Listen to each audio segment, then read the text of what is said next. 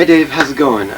Well, I woke up early in the morning. It's 6 o'clock a.m. As you can see out my window, there's barely any daylight already. And I know I've got a fat shadow on this side of my face. I checked in the camera already. And, well, I'm going to do the best I can. My time's limited. I have to catch Franco and Charlie before they leave at 10 o'clock to some kind of tournament. So we're going to all get this together in the morning really quick. Basically, the purpose of this video is to get all of us, all four of us, including myself, in this whole mindset of what we expect to bring into this video before we even shoot it, because I think that mindset it's very important for all four of us to be on the same page. That way we can go into this video knowing exactly what to go for, what to aim for, and that way we can achieve it 99%. So basically the point of this video is to go through the video, the hockey film, shot by shot, and analyze each shot, because I feel a lot of the things that go on in making the video take place behind the scenes, and they don't really surface when you see the video the first time, nor the second time, maybe the third time. But basically what I want to do is I want to bring out the behind the scenes thing that's involved in making the video that isn't readily apparent when you watch the video, but does end up having an overall effect of greatness to it.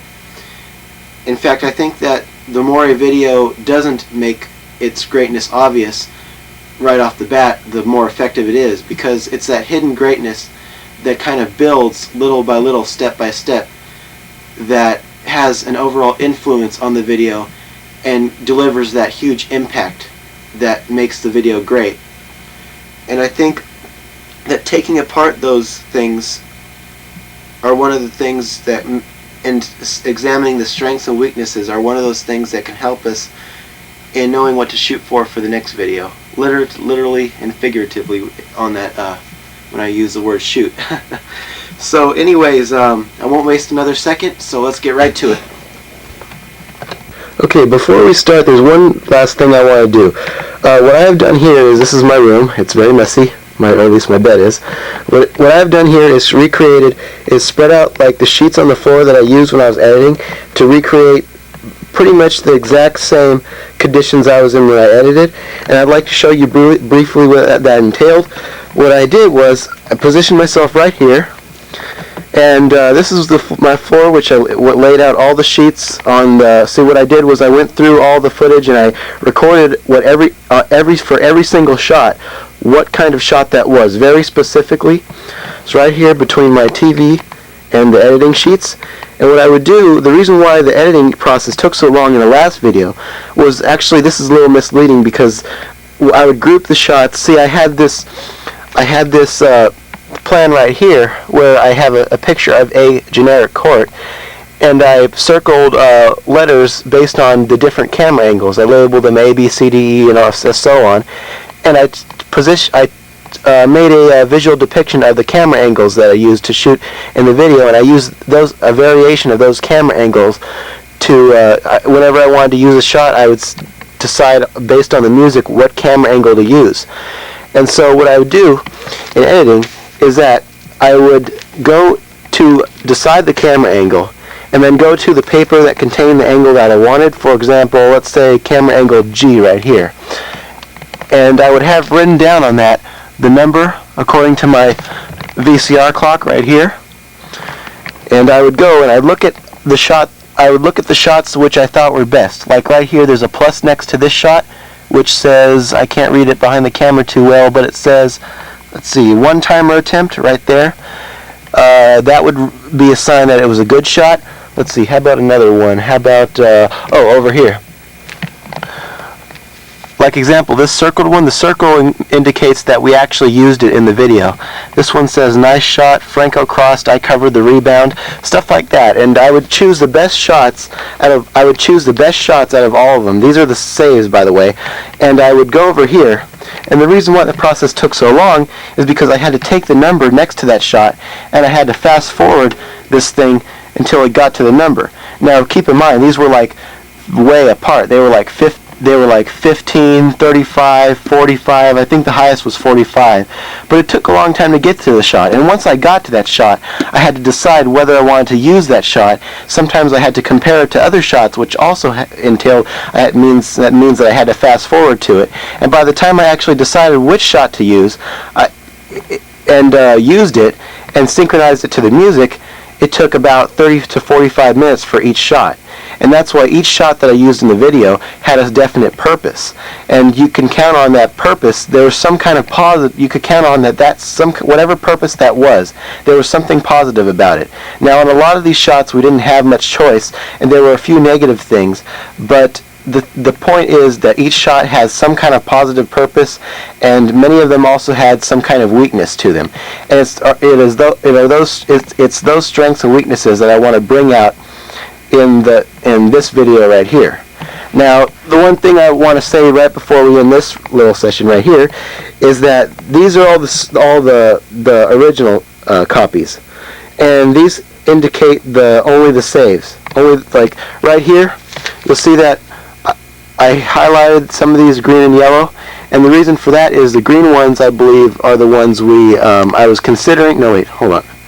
I believe the yellow ones are the ones we actually used in the shot. Yeah, the green ones are the ones that I was considering to use, but the yellow ones are the ones that I actually did use in the shot. And some of them I believe I circled and numbered, like which shot they were. Like this one was number 23. Nice chest save, bounces to the side. Shot camera angle M. I don't remember which shot that was by just reading it, but you'll see it in the video. And these ones over here are copies of those in which I took a blue marker and blotted out all the saves, because this one I used for the get ready for this song, so I didn't even need to have the confusion of looking at the saves, so I just blotted them out so I had only the goals. That's one of the reasons why we were able to get so many good goals, is because it was very clear to me while I was doing this what my options were limited to. And within those limitations, we found like a bunch of great goals. And so and again, there are positive and negative aspects of both of those. So with each shot taking about 45 minutes, I'd say 30 minutes to do for each shot on average, there's good reasons and bad reasons for both of them.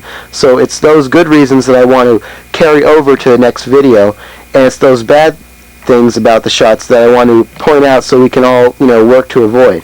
And there were pretty much an equal amount of good and bad shots. It's just that the good were more evident than the bad, and which is the reason why, the film came out to be such a success that it was. Okay, well, as you can see, there's a little bit of daylight emerging, so it's 6:15, and I guess we'll head right on over to Franco's house. So I'll see you at Franco's house. Okay. Alright, here we are at Franco and Charlie's house, and we're getting ready to do the shot-by-shot analysis. There's Charlie right there, there's Franco right there, and yeah, this is the room we're going to be doing in. We're going to be sitting, we're going to be, okay, alright, we're going to be sitting, we're going to be sitting, alright, we're going to be sitting right there, and we're going to be watching the video, and we're going to have the camera set up somewhere over here. Why are we so cheap, David? and anyways, while we're going to have the camera close up on the TV, viewing the TV the whole time. Yeah, I know. and while we're viewing it, we'll talk about it and, voice over and all that, and we'll each point out some stuff. So anyways, yeah, so that's like, you guys ready to go? Wait. Yeah. I'm so thrilled. Wait. No, I got to put it on the tripod. Okay, all right, let's go. Oh, it's right okay, we already got it? It's right here, too. I know, no, that's the button for the, okay, we're wasting Dave's time. Okay, let's go. Franco, let's go. How does he know? Come on. Okay, here we go, shot by shot. Can you see us, David? Yes, he can see you. Okay, good. All right, let's go. All right. David, I'll try to keep his hand. We've already done 7 minutes of video. Okay, let's go. David, I'll try to keep his hand distance down, okay? Well, the way it's going to work is I'm going to start out talking about the video, and then they're going to interject when they see something too, and basically I'm going to, talk, and I'll freeze frame it a couple times, but we're going to go through the whole thing slow motion so I can point out stuff. Okay, play. Why is it not playing? Because it's on TV. What? Ball. Play. Yes. Okay, here we go. Hold up. Now, I'm not going to do the title in slow motion here, but, I am. oh. Alright, You want one, David? No, it's fine. I'm fine. You want one, David? Oh, wait, let the music. Let the music. Throw it over.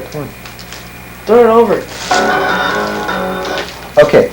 The first shot, I was trying to get the skate, and I got on my carpet, which was kind of a weakness. But I should next time in the next video, I'm just gonna have a skate, and I may make the wheels roll and just get one shot of that.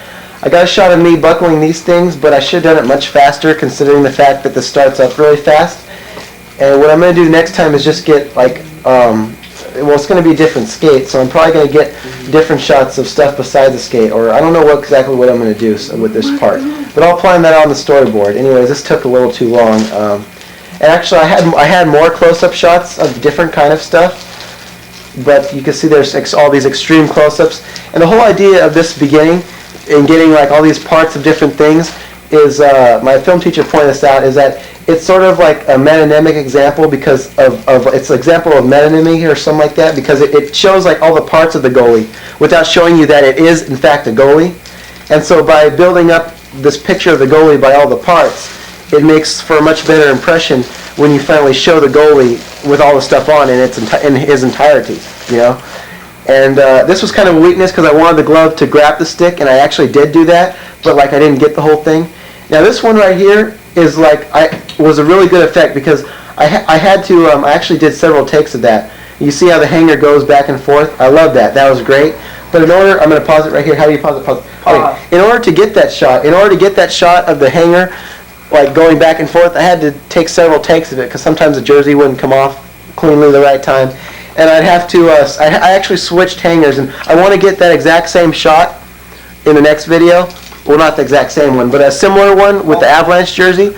But we'll probably do it. I'm not sure if we'll do it in my house or what. But I want to get a similar shot because that's great, the way you see him grabbing the jersey. And the next shot, you see him wearing the jersey and skating around. Now this shot, Franco filmed right here. In this shot, Franco filmed right here. And the idea is I'm skating in the middle of the whole rink. And wait, come on. And Franco's following me as I go around, like with me barely in the view, you know, barely with a lot of the background.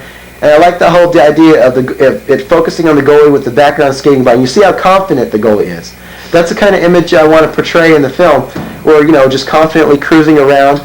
And then this is going to be exactly in the next video, where he goes around the net, settles in front of the net, and then just kind of gets into this mode, you know, gets into this like defensive mode of like protecting the net. You see this kind of theme of getting in front of the net, like interjecting, protecting, like that is his area, the goalie's area. So I want to get that little like domination kind of thing going. That's how I want to characterize the goalie. And you see in this shot where it's like it's blurry to start out with, but as he gets settled in the net, it's, you know, more clearer. And by the time you get to here, it's like, you know, you have this idea of the goalie. You don't have like, the whole thing is we're not going to set up the goalie, even though we're going to mention the goalie's name in the beginning, like, and the players' names. It's not a personal thing. You see, the goalie is a part of the game, and that's the kind of thing I'm trying to portray here, is the goalie as a part of the game. And I'm trying to go for a depiction of the goalie that's dominating, that's confident, that's pretty much in protection. And you notice that the goalie is invincible from the very outset, but you don't know why he's invincible. And the rest of the whole beginning of the film is portraying the goalie by back-to-back saves, which reinforces that feeling. But by having the goalie animated and out there, you kind of see how the goalie's invincibility comes from his ability to take chances and win. You know, his ability to, you know, go out there and have this sort of unorthodox style when need be. You know, it's sort of this whole aggressive theme, you know, this whole internal aspect of hockey of being aggressive, both the players and the goalies. So, you know, it's not like your conventional NHL thing. And I'm sorry I went on too much about that. Okay, you guys ready for, okay, I think I'll back this up though and show it in fast motion though. What I meant by the blurriness though. Wait. Take it off slow. It was funny when Dave is talking to a camera. I'm talking to Dave. Okay. Here's what I meant by the blurriness when he settles in. Play. See that? Right there? Okay, I'm going to turn the volume up that way. Good job, David. Alright. Now here's the first shot. The first shot was, I wanted it to be a long shot. That way you get a sit, that way, because if you go in with a close-up right away, then you're going to lose the whole exposition kind of thing, you know? Oh, yeah. And so, well, you feel free to interject too if you guys want to, because I know I'm talking off the Okay, so basically what I wanted to show is all three players coming in at the goalie. And I know this save is a little bit routine. You'll see how this save is a little bit routine. You see the shot coming in right there. But the thing that's good about this is that aside from the fact that it's a routine shot from that far out, you see how the goalie, like I like completely like let myself get carried over by the shot, which shows I didn't have to do that though. But the reason why I did that is because I wanted to show like this overpowering feeling of it. Hey, what's going on? No, seriously, I wanted to show this overpowering feeling of the attackers coming in.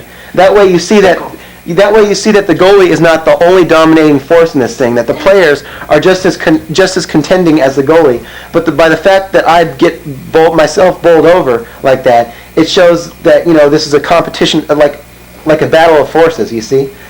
And the only weakness in this shot I can say is that Stuart and Charlie, you're skating pretty good, but hey, dude, okay, all right, hold up. What's going on? That time that it let's hold on for a second. Okay, as I was saying, the only weakness of this part is that the fact that Stuart was kind of like he saw the puck and he continued to skate kind of slowly and just like barely turn to it. We want that aggressiveness. Okay, now this part in this goal, what happened was is the puck went up and over, and I went out and missed it with my glove, and it got stuck in the fence.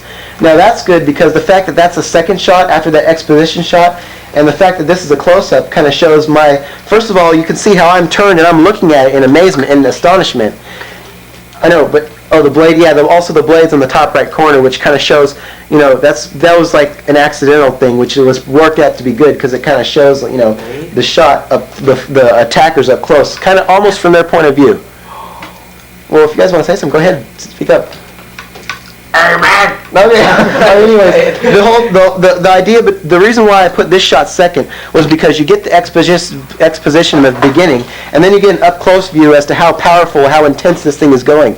And the fact that was such an intense shot as to get it stuck in the net was, something that I wanted to include. Yeah, I want to include that second. That way you see exactly what foreshadowing of exactly what kind of level this is going to reach. It's going into the fence. It's breaking the barrier between the whole rink. And I know that we're not going to be able to do this on an actual rink because it's not going to go through the glass. Or if it does, I hope we would get on tape. But it's not going to.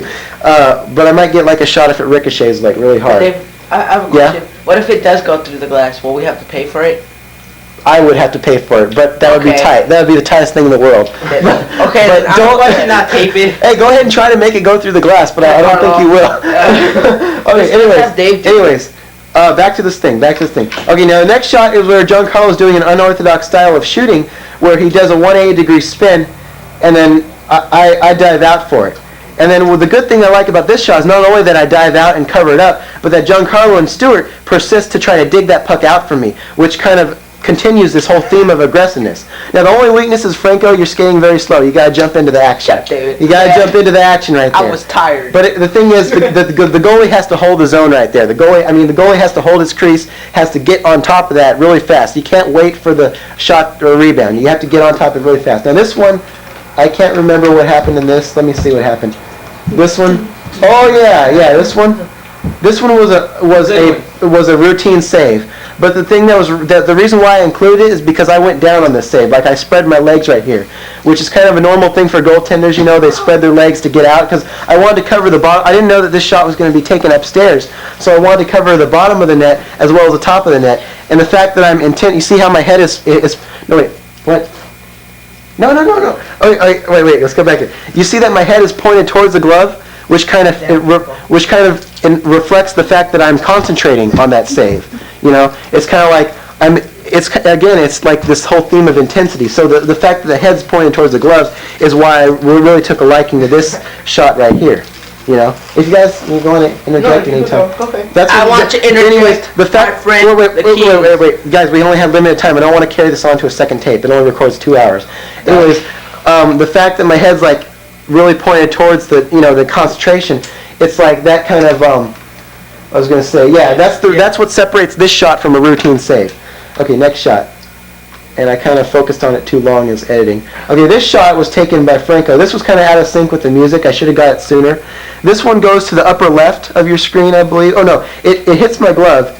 That one hit my glove, and went to the left. And the reason why I got that is because that was kind of blurry, but that was like the first in the net shot. So it kind of brings the intensity to another level and kind of ricochets it. And also this was really good with the lyrics of the music. You notice it, Good job, Franco. Good job, Franco. That was the best shot just to keep this whole in line, just to not isolate the visuals, I'm going to do this in fast motion. Okay, now that was Twilight mean. Well, you know the rainbow stuff that was on the film. Yeah, Twilight. Okay, I took it. Rainbow stuff. I know it was a mistake, but anyways. Okay, this shot was especially good. Giancarlo's right up close. No, forget that. Giancarlo's right up close. He's taking a slap shot at me, and you'll see how Stuart's coming in for a possible rebound, which he does get. It hits me right. It hits right in the glove right there. It comes out. Stuart picks it up with his stick. The puck goes, and you'll see the right post. It spins right barely outside the right post. Now Stuart landed right on top of me, which is okay. Yeah, he gets the DDT on me, but that's all right. That's okay though. And Giancarlo comes in. He could have hit it right there, and I could have tried to make a save, but he misses it. And I take advantage of that by diving out. But the weakness of this shot is that I should have dived out way before he took the second shot. Oh, that was good. And actually, because that second shot could have counted. And anyways, This is so funny. yeah, that was an inside joke for you guys. So funny.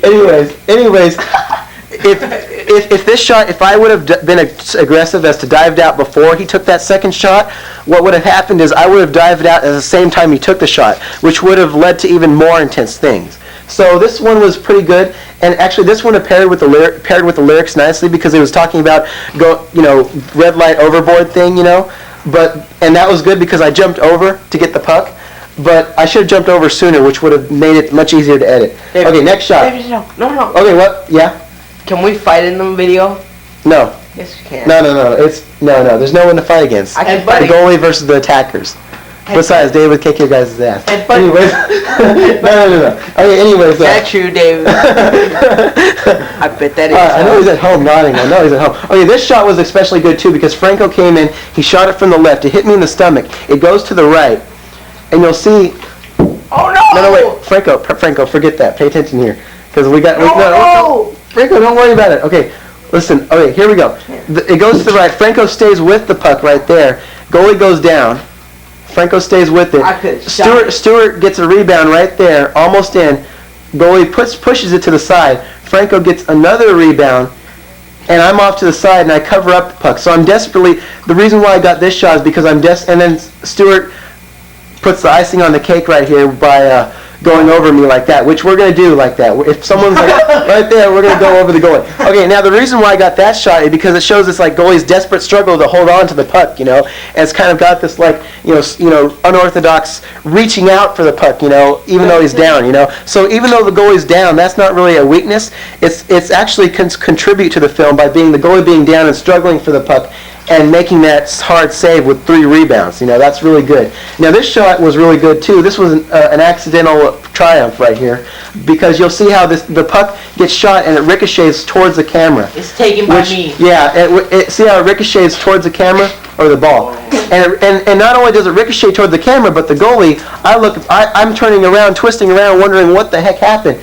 And that twisting around is really good because it sees how the goalie, he makes the saves, but he doesn't really has this, it's not really like what something. What the heck are you talking about? It's like the goalie, even though it's like the fact that he didn't look particularly solid making that save reflects the fact that even though he doesn't look particularly solid, he comes up with this unbelievable save. So the twisting around kind of adds to the unbelievableness of it. And I know that wasn't very good, but trust me. Okay, yeah. What is it? No, just interject. Dave. Did you understand anything that I was saying? Okay, no, he's got it. I did it, and I'm sorry. No, he's got it. Okay, now this one I don't remember what it was. Oh yeah, I think this was the one where highway to the danger. Oh yeah, this was Franco's fall. This was Franco's fall right here. Okay, now this one was a bad. No, this is fall. Oh, okay. Stick with me. We only have 2 hours, or I don't want to carry into another tape. Now this one was a bad shot. I don't know who took it, but it wasn't Franco. I think probably Stuart, but it was me. It was a bad shot because it was a roller, and I got in the glove. But the reason why I included it was this. Now look at Franco. Look at the left side of your screen. You'll see. I got that. Franco comes in.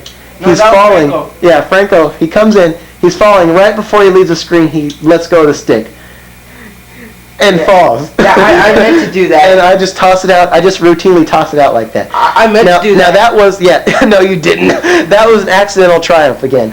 That's our thing. Dave, if you see something like that, well, first of all, you're not going to see something like that. If you make a routine save like that, just toss it out like that. You know, that way. Yeah, because then that way, in case he falls, it kind of shows the hilariousness of it. You know, he falls. Or try to trip me. Now this was actually, because that shot was weak. The shot was weak, and I got it because of the fall. I chose to use a jump cut right here, and the jump cut. Or you can try to. Or jump cut you can try is to where you have Dave. 2 shots of the same camera view right on top of each other. Wait, how come I can't rewind this?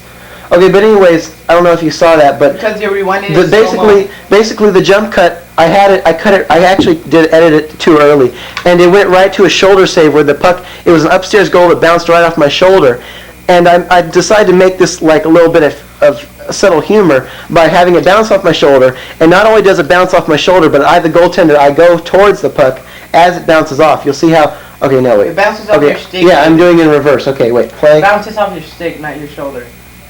Okay, now it's in regular motion. It goes off my arm, and not only does it go off my arm, but I go towards it. You see how that happens? So it's not like just a routine. See how I'm ducking down to go towards it? I'm trying to. You can see the shadow. I believe I took it away from one of you guys when you tried to get the rebound. Yeah. So the point of that is, the reason why I used it as a jump cut is because not only do you get a fall, but you get going towards it. And it's not routine. You go and you go towards it. You try to cover it up, and all this happens off screen. So the fact that the covering up of the puck happens off screen leaves the viewer to imagine what's happening when the goalie goes off. You know what I'm saying? You don't see the goalie covering it up on screen, which would be routine. You see him going off and covering it up. So you can see the goalie ducking down right before it leaves the screen, and the viewer just imagines what happens. You know, and they know he covers it up. Now this one, yeah. What expiring words from Brother David? Okay, anyways, I'm talking too much, but I'm going to lose my voice by the end of this. Okay, this shot is taken from behind the fence, and what happened in this shot is, I believe, is a pile-up. Let me see. Yeah, I didn't go in it. I believe somebody... Yeah. Carlo shot. Oh, yeah. Okay, this is a shot where I intentionally went towards the fence after the puck, and I was trying to cover up the puck, the ball. If I use the words interchangeably, don't excuse me. Anyways, I covered it up right there. Right there, I'm covering it up, and I purposely smashed myself against the fence in covering it up. And as I get off the fence, you can see how Franco, right there, that second smash that you saw was Franco smashing me against the fence again. So I got a double smash, basically. And when that's Franco's back right there. Yeah, see, boy, isn't it beautiful? Okay. And then after Franco smashes me, he comes on top of me. I like that, and weighs me down. And we made this into a pile-up because you could see my head coming up after the smash. And the beauty of this shot, the beautiful thing of this shot was Giancarlo, he comes in with his stick, and you can't see Giancarlo, you can just see his hand and his stick. And this was great, Giancarlo. Look what Giancarlo does with his stick. What? He comes in, he lets go of his stick before he even enters the shot. It twirls, and he comes right on the shot. That was absolutely marvelous. That was great. I want to do that same shot in the next video. And you see Franco, and you see Franco coming up after that, so as to look over what he just did. And I'm it's like, and I love that. I absolutely love that. Couldn't have worked out any better. Maybe the only way this could have worked out better if there was a third person, Stuart, jumping on top at the end. He wasn't even in this. I mean, he was in this, but he was off screen. Dave, do you think that was a bad shot? Okay, you guys want to continue? Want to pick up? Giancarlo, don't cross over. Keep on going. I already saw it. All right, but don't cross over though. Okay, now this one. Okay, this one is a close-up shot where it actually hits the post. But the reason why I included this, look at the shot coming from the right. You'll see it kind of it bounces right there. Yeah. It hits the post, and as it hits the post, all the while it's coming, it bounces. I'm thinking that Giancarlo's going to hit it in. It's like when goalies go down and they have their leg pads go up in the air. It's kind of like that where I thought it was going to come in, and it's like I turned around thinking that stop play. Okay, I messed up. Okay, see you can see how I turned around. I completely just turned around and looked towards the puck. The reason why I included the shot was because it hit the post, and I just turned around thinking I'd have to make a spectacular save. And that's the kind of stuff that I want to do in the next video. Okay, next shot. And in that case, it's good to get a reaction shot. Okay, now, this shot, I edited in too early. I got too much of the goalie's anticipation, which I wanted to get some anticipation, but I went in too early on this one. Basically, you see the goalie anticipating the shot, anticipating. Oh no, this isn't the one I was thinking of. Never mind. It hits the crossbar. It goes up, and you can see the goalie looking at it as it hits the crossbar. It bounces down in front of the net, and that is in sync with the lyrics, because I'm gonna play it and rewind it with the lyrics. I'm gonna show you how that works so well with the lyrics. Play. Mami está hablando con una cámara. Wait, hold on. Let me do this whole sequence with the lyrics here. Wait, hold on. Stop. Okay, now Dave, I rewinded this a little bit because what I'm going to do is I'm going to show you that whole sequence of shots that I just showed you in slow motion, but I'm going to show you it in regular motion so you can see how it pairs up with the lyrics, because I think this was a particularly good pairing right here.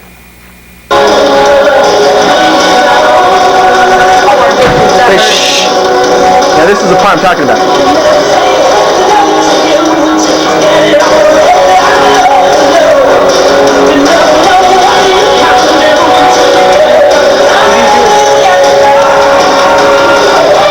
You see, okay, now this shot, okay, now that's how, see how it paired up with the lyrics. I don't know if you heard that clearly, but it paired up, check it on your copy and it paired up with lyrics. Okay, now we're back doing it again. Now this shot was a shot that I particularly wanted to get in there at this point in the music.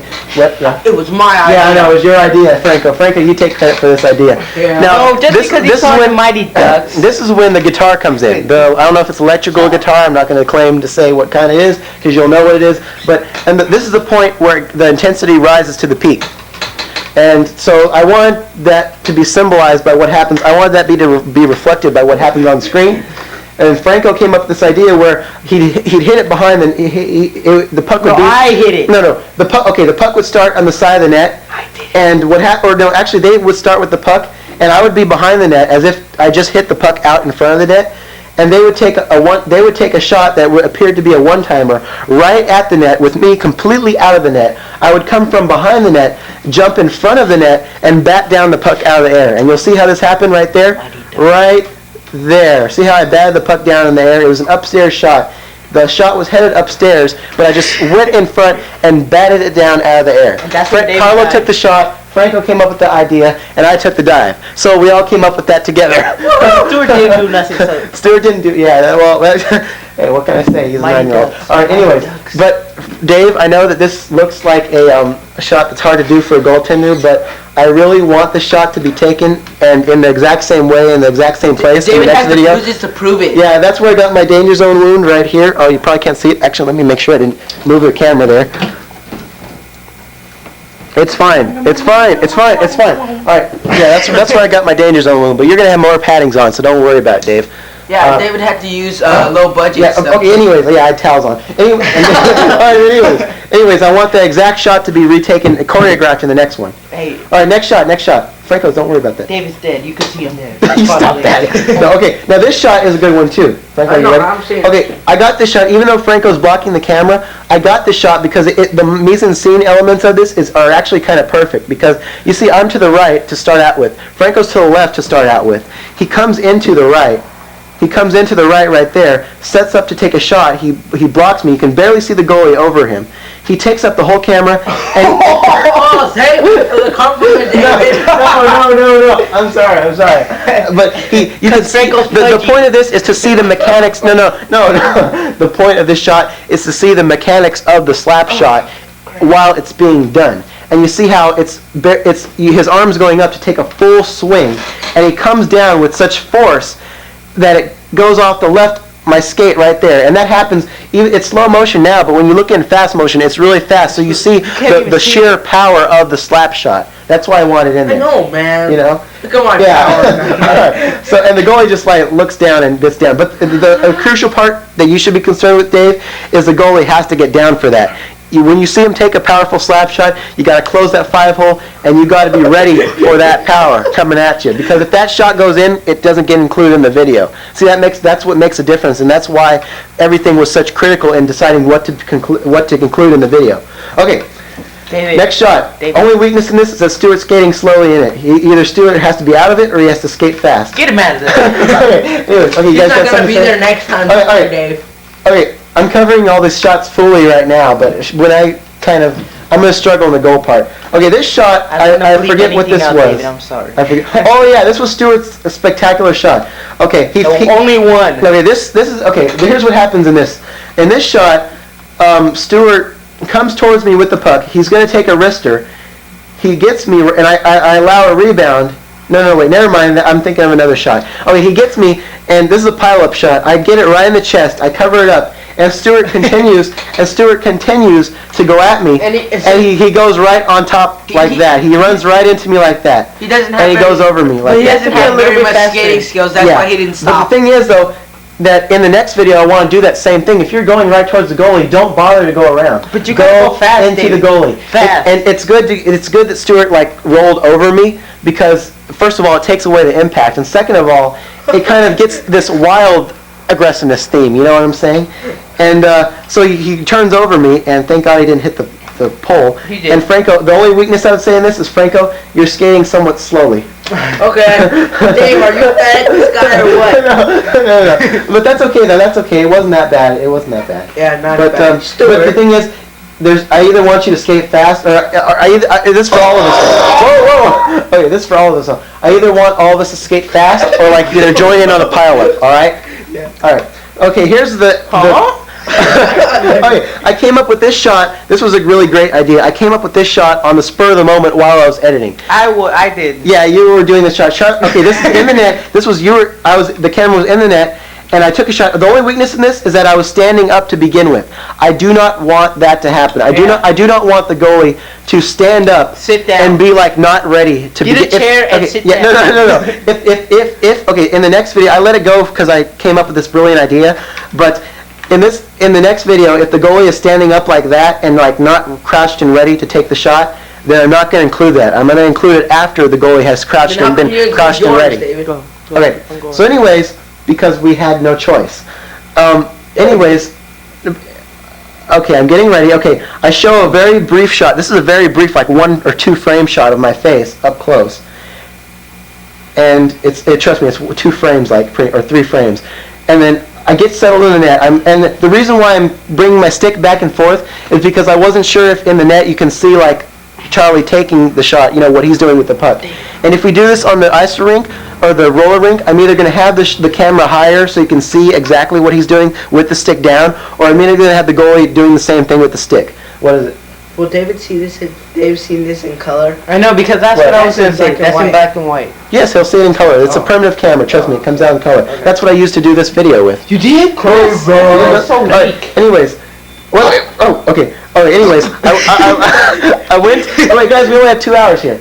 Anyways, I went to another shot of me with the face, so I got 3 shots of me like anticipating. You could see what the goalie is seeing up close while he's doing that.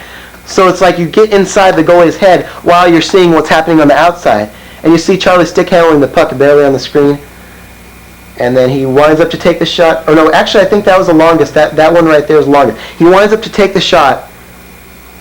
And I get down just in time with the glove first. And I bring it up like that. So it was kind of routine, but it was still a good shot, and you can see Charlie just emerging in astonishment of the fact that he didn't make it. He's like, what the heck? You can see Charlie emerging. I'm not going to wind up. What the heck? He's like, you can see Charlie emerging above my legs. That was so good about that. Okay, now the next one. What the heck, Dave? I don't remember. No, wait, guys. I don't remember what this one was, but it was a long shot, so there must have been some. I think this was a routine shot where, yeah, it was shot into my glove. And again, you see my head. Well, no, I was kind of, okay, this one was a routine shot right there. And that was a routine glove save. And I wanted the routineness in it because you can't just have all the spectacular stuff shot in and shot out. So I wanted the routine thing. Franco, the only weaknesses I can say is this, again, that you were skating. No, look, Franco, look. Franco, look. No, Franco, look. Trust me, there's weaknesses in all of it. Because I was about to crash out. No. You weren't about, look at the shot. Franco. The only weakness is that the slow skating. That's it, though. I was skating fast. Okay, now this one, here's a extreme long shot. This is the longest shot we got. Me. Or no, the longest like in far away. Yeah, okay, now this is like a little bit of passing.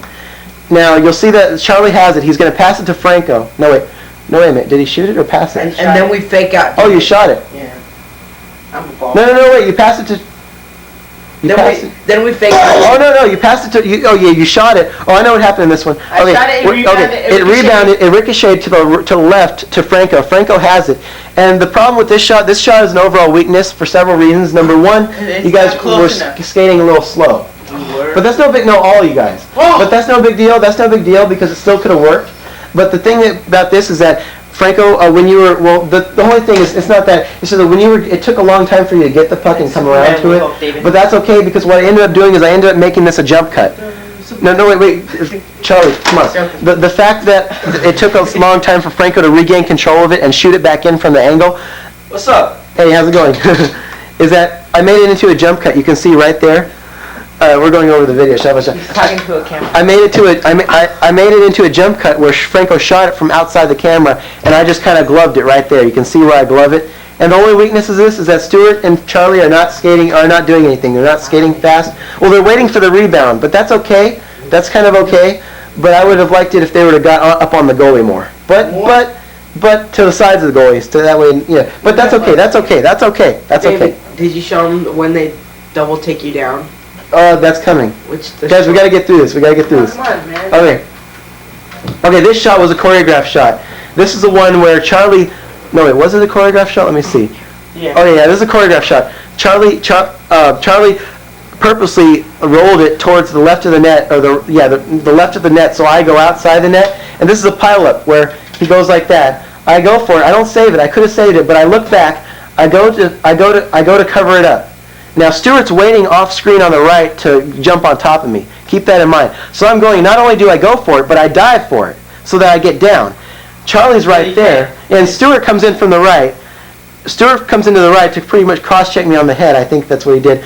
Franco falls behind him, and the only weakness of this is that Charlie, you should have jumped on top of everybody. You should have been the icing on the cake right there. I should have Yeah, you should have just came in from air. You should have just came in from the air and went like that. Wouldn't they have killed you? No. Yeah, that's like 300 pounds right there. No, don't worry about it though. No, Stuart weighs a little more. But anyways. He does? You made that? Yep. Oh my God, that's so tight. That's what I did.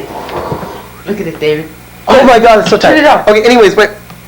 Okay, here we go. Don't then just cross. Now, cross. Okay. Nice cross. Okay. Anyways, all right. Next shot after the pile up. Did you put record? Yes, it's recording right now. The red light's on.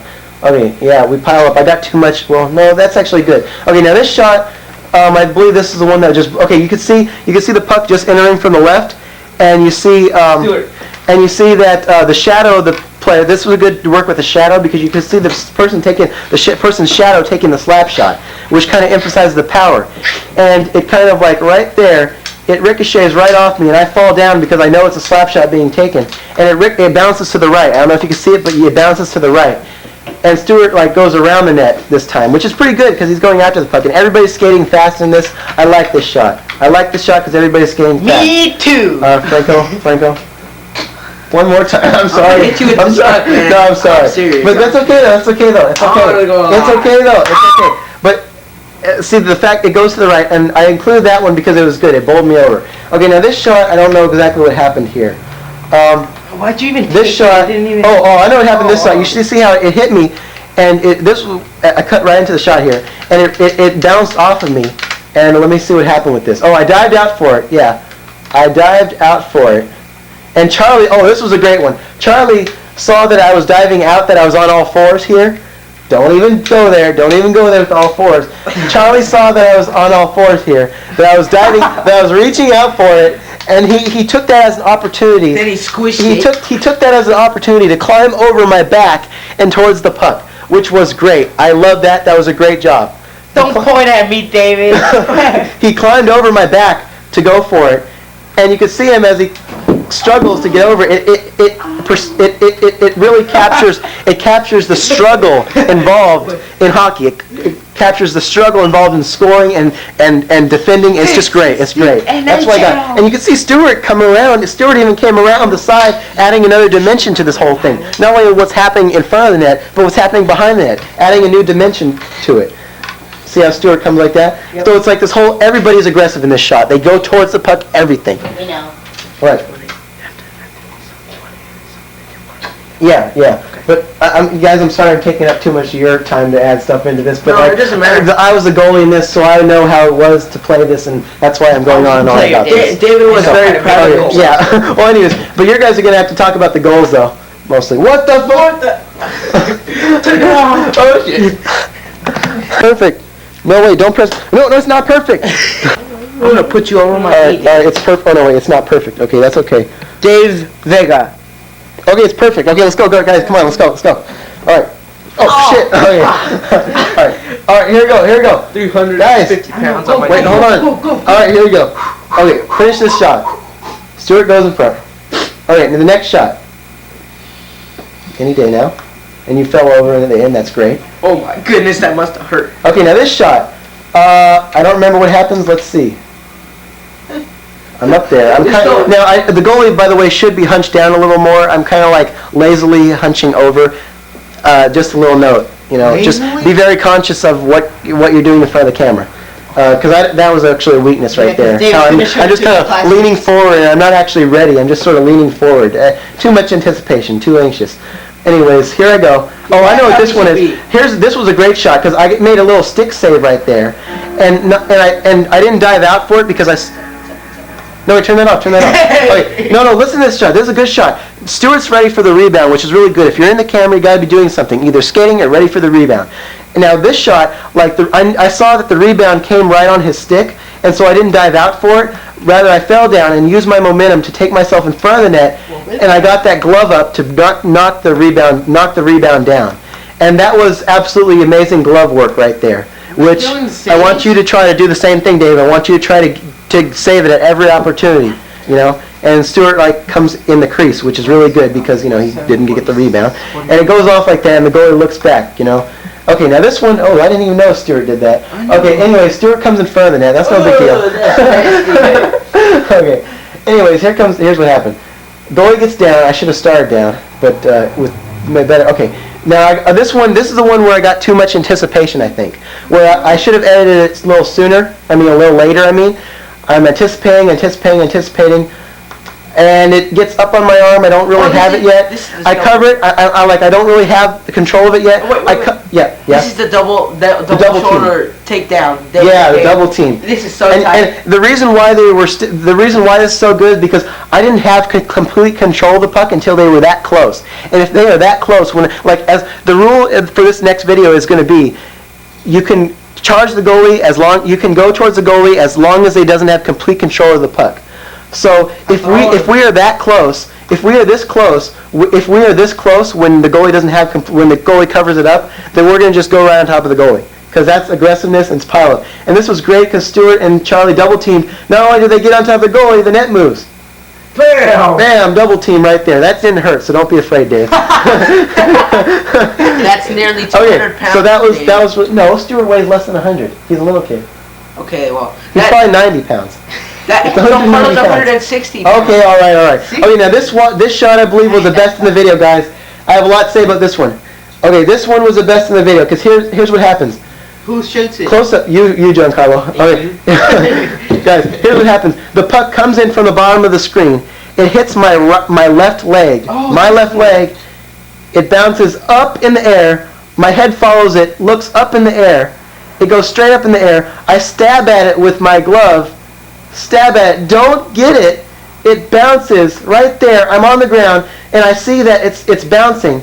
And even though I know it's going to be right on, I know he's going to get the rebound. Now the fact that it's going to go right on his stick for the rebound, but the fact that it was bouncing means that instead of letting it get shot at me, I went out and I dived towards it.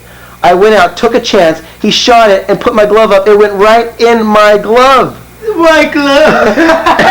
And I got it right there. Now, not only, and I turned it into a little humorous thing too by looking at the camera and showing that I had in my glove, which is being childish. No, that's actually good because I showed, you know, do that. If you get a chance, do that. This is a weakness. Wait, I'm going to go back to that shot. I'm going to talk a little bit more about that shot because there's something I want to point out to you, Dave.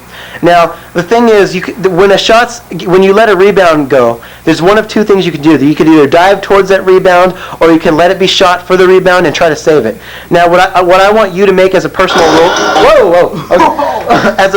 I want you to make a rule in this video that if the puck bounces away from you, like for a rebound, and it doesn't land on somebody's stick, it bounces, and you see it, and it's not going to land directly on somebody's stick, go out and dive for it.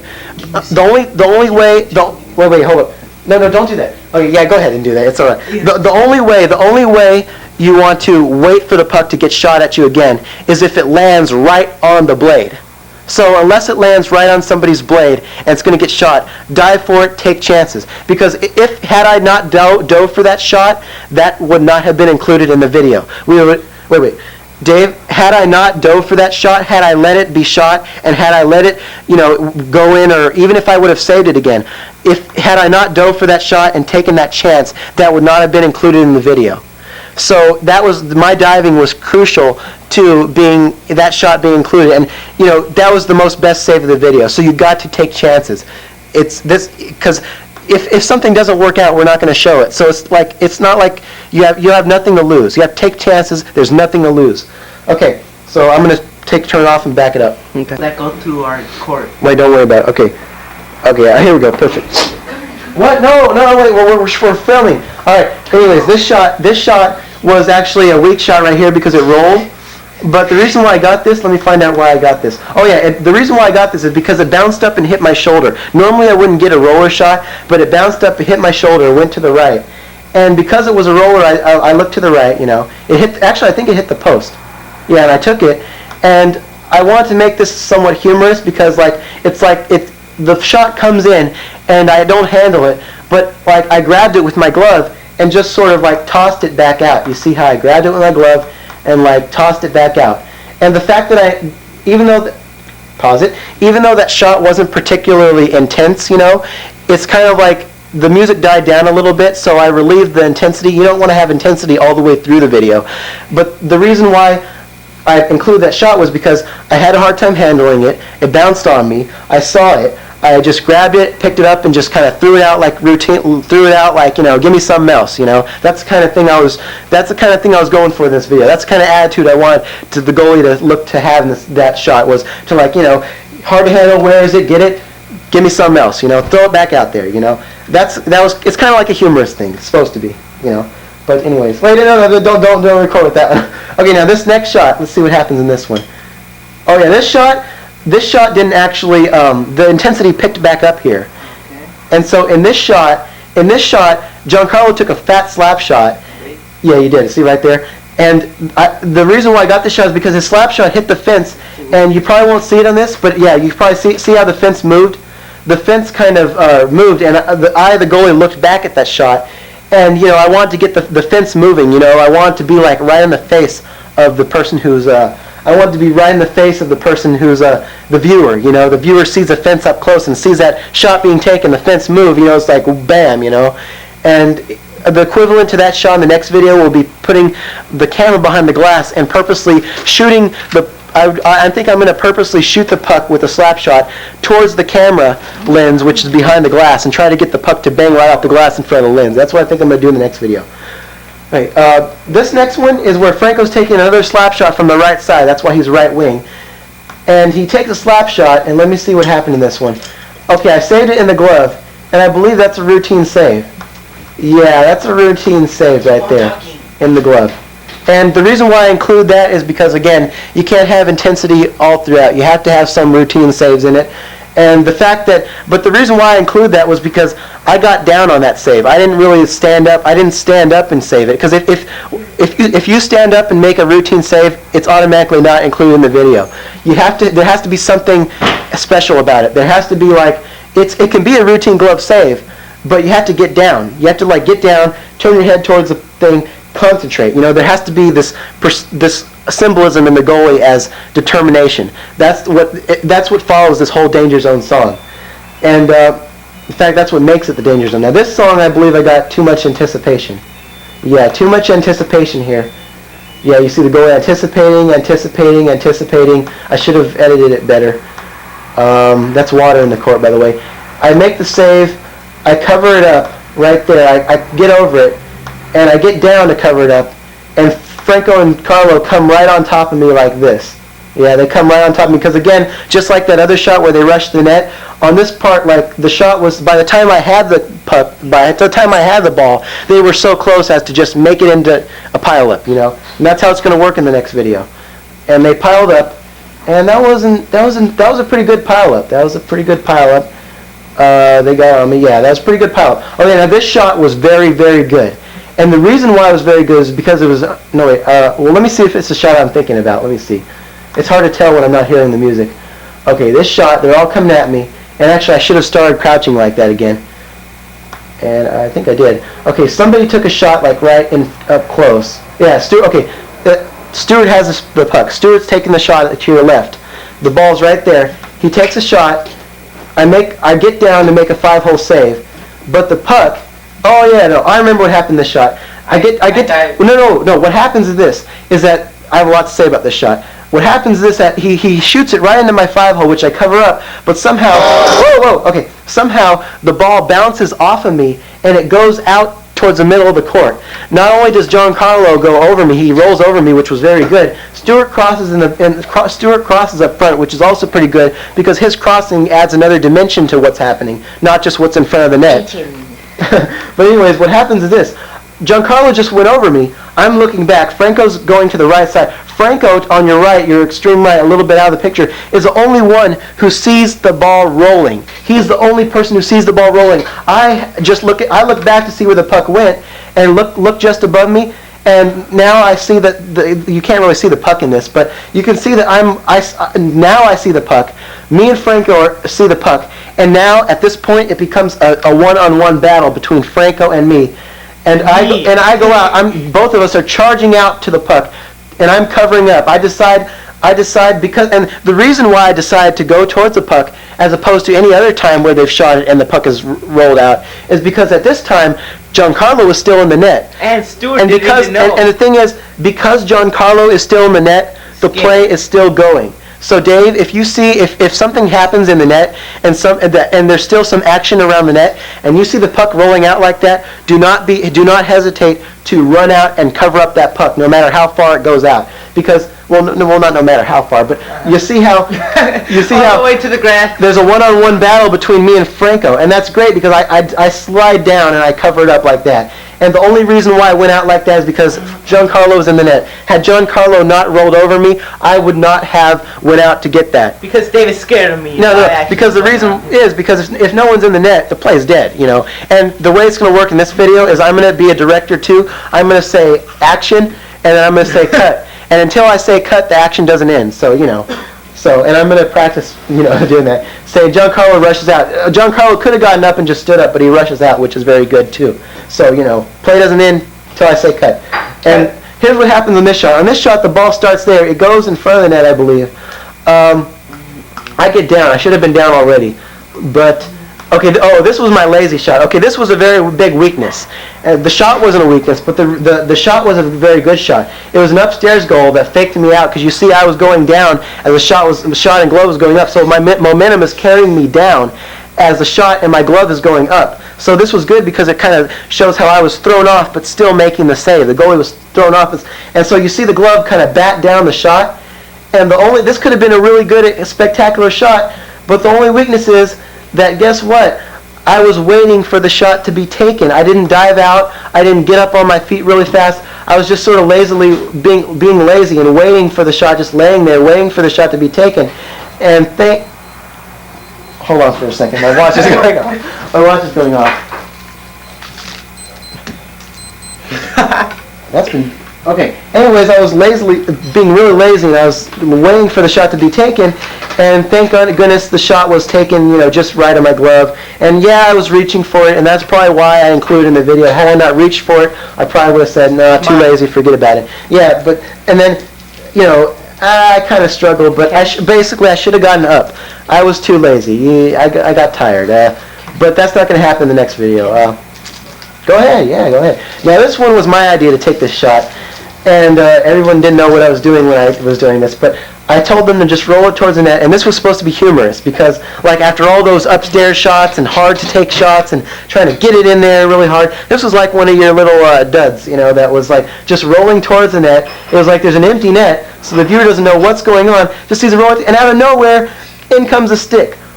Whoops, is it going to get in? Is it going to get in? No, it goes just right at the post. And you see the goalie struggling to make that save even when he's not in the net. Even when he's not in the net, the goalie makes a save. That's how invincible the goalie is. But we and that's no, but the invincibility is a theme I'm trying to get in the Danger Zone song. Well, See, that's the thing, yeah. Told see, us. That's what. No, but see, the thing is, these shots were taken out of order. These shots were not taken in order. See, these were totally unplanned, and I just included the best shots to make it seem as if they were in order. You know, that's the illusion that you're setting up for the viewer. I didn't know that. I'm a viewer. Okay, now here's the next shot. This is a great shot on Stuart's part. This is one of Stuart's best shots because he faked me out. Look at what happens with Stuart and what happens with me at the same time. I want you to pay attention to what happens to both of us. Now what happens here is that Stuart winds up to take a slap shot. You see how he had a stick back, and I'm up anticipating the upstairs slap shot. And then he goes, and then he puts a stick right there and takes a wrist shot instead. He fakes me out. And as you can see, I'm going to back that up. I'm going to back that up so you can see. Back up. Wait, I'm going to pause this. Okay, Dave, I want you to pay attention to what happens between me. See how he's winding up to take a slap shot? He has me thinking that he's going to go upstairs. But what happens is, instead of taking a slap shot, he puts a stick right there. Look at my legs. Look how I go down real fast. I go down thinking that's a wrist shot, and I actually come up with it. A slap shot. And he comes up with the wrist shot, and you see how I end up on my knees. And I actually did make the save. I know you saw the net move, but I actually did make the save there. And now what happens with this is I'm sort of lazily hunching over. Well, no, this is okay. And this one, this is the third to the last shot. We're at the end of the danger zone pretty much. Thank you. All right, here's what happens. I'm anticipating Stuart comes in, and that's okay as crossing. You can see the shot being taken right there, which was why Stuart crossing wasn't that big of a deal. And the shot is taken. You don't actually see the save, but you see how I come down with it, and I hunch down to cover up with it. And as I'm making the save, as I cover it up, I see that all three of them are coming at me. So I know that's going to be a pileup. I just duck my head, hoping for the best. Hoping for nobody to fall on me. So, I know that's going to be taken. I'm like, oh my God, here they come, and I just duck my head down, and it's like here. And Charlie and Stuart haven't gone. Franco, that was okay because you were already skating too much. That you are skating by the net, but Charlie and you and Stuart saw that I had covered it up, so you got right on top of me, that's good. That's good. And so you just took that opportunity. First, Carlo went on top of me, and then Stuart just jumped right on top. It was like a linear pile up right there, one on top of the other. And then Franco, you came around not quick enough. That's why I made it. That's why I separated it. I put this shot in between. But that's okay. Because I know that's okay. That's okay. I would have gotten it all wet. That's pretty good too. Yeah. Okay. This shot I believe was routine. I don't know though. Let me see. Yeah, that was a routine shot. I got Franco shooting a slap shot, and the reason why I got this shot as opposed to any other routine shot is because the shot was so powerful. No, the shot was so powerful that look where my glove is. My glove, the momentum of the shot took my glove up in the air above my head. So it shows once again it reflects the power of the shot. And that's why I include this as opposed to any other routine shot. So in other words, even the routine shots have to have something non-routine about them. Even the routine saves have to have something special to them. Even if it's little like that. Okay. Like I put the glove above my head, and that's why you see me looking at the glove. I get this powerful shot in my glove, and then I jump cut. I sort of not really a jump cut, but I go back to that same shot. Yeah, a flashback. Yeah, a flashback. Yeah. To that same shot where Franco and Stuart are already on top of me, and Franco decides to jump in. Now, this is kind of like a humorous thing because the song's coming to an end, it's getting to a resolution, and the resolution is one of humor. Yeah. So Franco, jumps in, and it's like a humorous pileup, And I just decided purposely to edit this. I took off my helmet, saying, "Mercy, mercy, that's enough." Look, you'll see me take off my helmet because I'm like, "Okay, guys, it's enough." Look right there. I'm taking off my helmet, and I decided to. I decided to include that purposely. Because to get the effect of its humor, which the song's becoming to an end and all that, and so I kind of get that, And now here's the end of the shot. Now this shot is symbolic because it breaks the invincibility of the goalie. It's the first goal made, and it symbolizes a turnaround in power. A turnaround in turnaround. It symbolizes a whole turnaround. It symbolizes, and you'll see this is where Stuart hits the camera and creates a blackout. Now we're going to try in the next.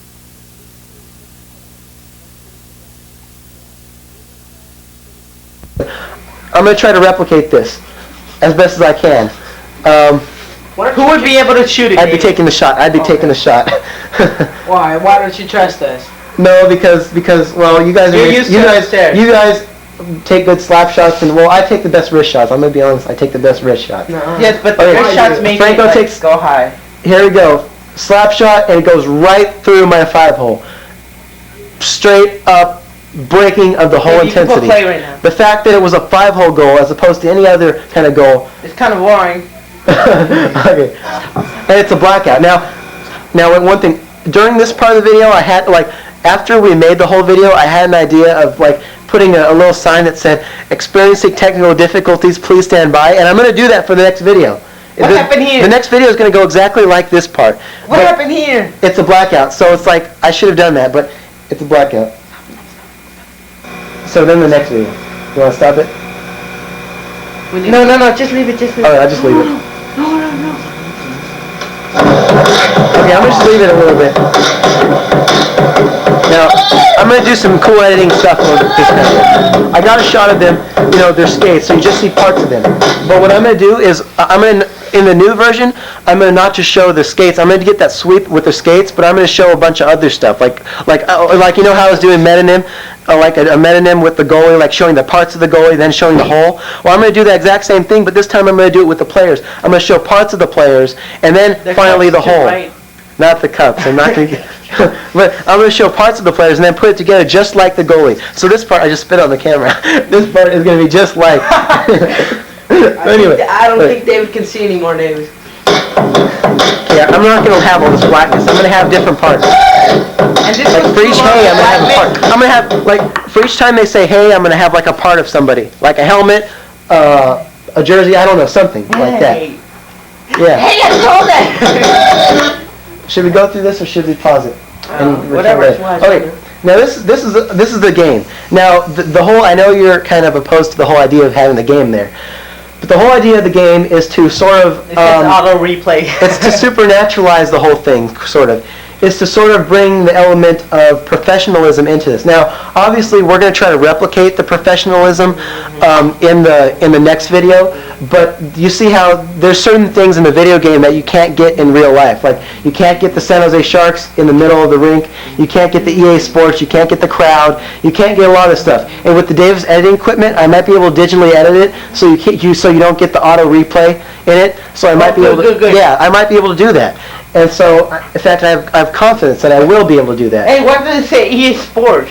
Because that's the game. That's the company that made the game. So that's why I did the videos, because I want to get this professionalism and this realism that you can't get from real life. Or at least from our money.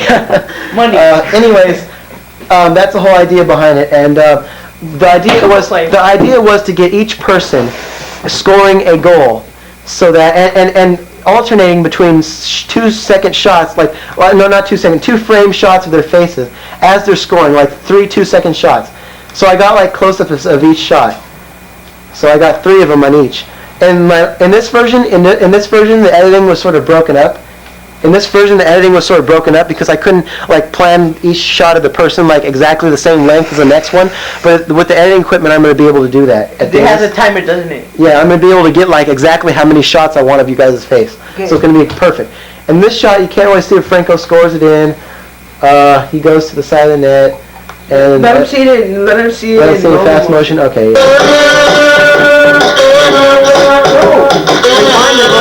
No, it's fine. It's not that big. Everything. Now, Now, but the way it works is there's a certain structure to this. I get them scoring, I get them celebrating, I go to their face and get several seconds, like 2 seconds of their face, and then I go back to them celebrating. And that kind of worked out against me a little bit because going back to them celebrating kind of, I had to repeat the celebration. You'll see that. But here's what happened. There's some weaknesses in getting the face like for this long of a time because I told you guys not to focus on the camera, which you did a pretty good job, Franco, but I sort of had a weakness here because at the end of the shot I moved the camera jerkily to the next person and okay, I'm going to just speed this up. Yeah, see how I did that? Oh my goodness. I jerked the camera, that was my weakness. And I repeated this. You should have jerked it I off. repeated this, so this, I think... Put it up. Alright, I repeated that part, which in the next video I'm not going to get that part repeated. I'm going to have a picture of like the entire rink rotating around, like the camera's going to rotate around the person to make it seem as if the person is standing still and the rink is rotating around them, as to show like the person getting power from this and like the name. Hey David. But you're going to see that. But anyways. David. Okay, here's the next one. Stuart. I decided to do it in the order of Franco, Stuart, Charlie because the shots Put it up. Yeah. The shots, yeah, here's Stuart. I'm going to just let this go. The shots that Franco's goal was up on the ice. Stuart's goal was down on the ice. Giancarlo's goal was up on the ice. I didn't want to get 2 ups and then 1 down or the other vice versa. So I wanted to alternate them. That's why I got it in this particular order. Now Stuart's only weakness is that he kind of laughed at the end. There's the goal. I'm going to just do a normal motion. And also, I repeated his celebration. You'll see a lot of this repeated when I come back after his face. Like right there, you'll see it repeated. Now you'll see his look at his expression. He kind of laughs. He can't hold it. He can't hold it. And then, yeah, it's weakness. That was repeated. That editing is going to solve that problem. Now here's Charlie's. Now this was a particularly good one. Why? Is because Charlie did not start out with the puck during this whole thing. Charlie took a one-time. That's Stuart's character taken with the puck, and it sort of sets up a viewer's expectations with the reason why. With the previous 2 shots being with the people themselves handling the puck, it sets up the viewer with the expectation that the third one is going to be the same way. The third one is going to be having the puck and scoring, whereas this kind of thwarts the viewer's expectations because it gets a one-timer. It adds a new dimension. It adds a new dimension to the film. Hold up, David, stop. There's the one time. There's Giancarlo, and you see that he wasn't the person that had the puck. He's the person taking the one-timer. He takes the one-timer, and look where it is. Location, upper right corner. And the goalie's just taking off. That's why I want it last, because it adds momentum that carries over to the goal section. David. And I'm sorry that I'm screaming into the camera. I'm sorry that I'm screaming into the camera. David. Well, yeah? Okay. Okay, technical difficulties. We had technical difficulties. Okay, we're back online now. Hey, David, like I was saying, are we going to do that like Kings, Team Kings? Yeah, actually, what I'm going to do is on the game, I'm going to trade you guys to each team and get a shot of you guys on each team. So it's going to be alternating. Yeah, we're not all in the Sharks. Good then. So,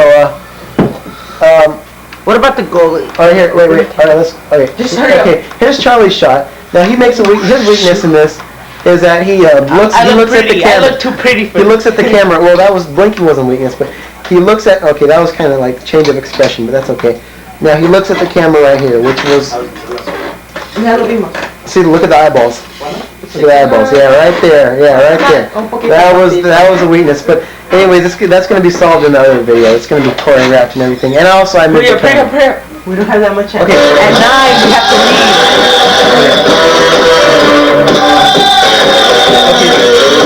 See, this is what I did. I took all the pictures. And then I get a sweep. Now this is the goalie song. Now you want to pause it and look at the music, or yeah, go whatever. You want to continue with this? Or? No, continue. Well, let's continue with this and look at it after, because I can always take it home. Yeah. Take it home. I mean, I can always take it home. What? Take what home? The CD that you wanted me to hear. Here. He wants you to see the cover. Oh, the cover? Yeah. Okay, well, I'll take care of that. We have to get through this, though. We have to, because I'm leaving for Davis by the time you guys come back. Okay. I'm going to just... This is a goalie shot. Now, keep in mind that there's this change of power from the attackers to the goalie. So, you know, that's the whole thing with the music. That's why I include the very beginning, because it's like this settling thing. This was a flying V right here. Now, the only weakness in this is that Charlie was looking at the pucka too much. But that's okay, though, because you can barely see him with the lighting. Y'all ready for that? Okay, now, this was a mistake, actually, I don't know how this happened, but somehow I got a quick shot of the net, an empty net, but that was... Okay, the goal shot. Alright, you want to wait till he gets back, or... That was a stepped up now. Alright. Now the first shot of the goal shot had to be very good. It had to reflect the fact that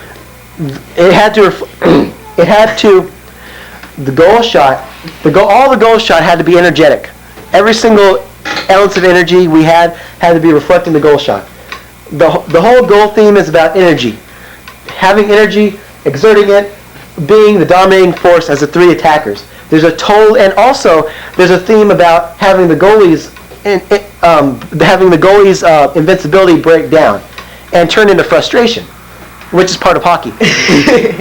So you'll see the first shot had to be dynamic. So you'll see you'll see Giancarlo, he takes a puck, he stick handles, and he fakes me out going to one side. He takes me out and goes to the other, and I dive. See, that's the thing. I had to dive. If I had not dove on that play, that would not have been included. And I looked back in there. And also, one other thing I want to point out. Pause. Okay. Stuart, he raised his hand. He raised his hand in the air, and that's good. I also want everybody, whether or not they score a goal, to okay. If you score a goal, you know it goes in, and you see it go in, you got to celebrate. Raise your stick in the air. Do whatever you want, just as long as it's not too extreme. Or if it's a very good extreme goal, then you can do an extreme celebration. But what do you mean? It's what extreme celebration? If one of you makes an extremely good goal that cannot be repeated, you feel free to swim. That's what I do jumping jacks, right? No, not jumping jacks. We're wasting time. Come on. But anyways.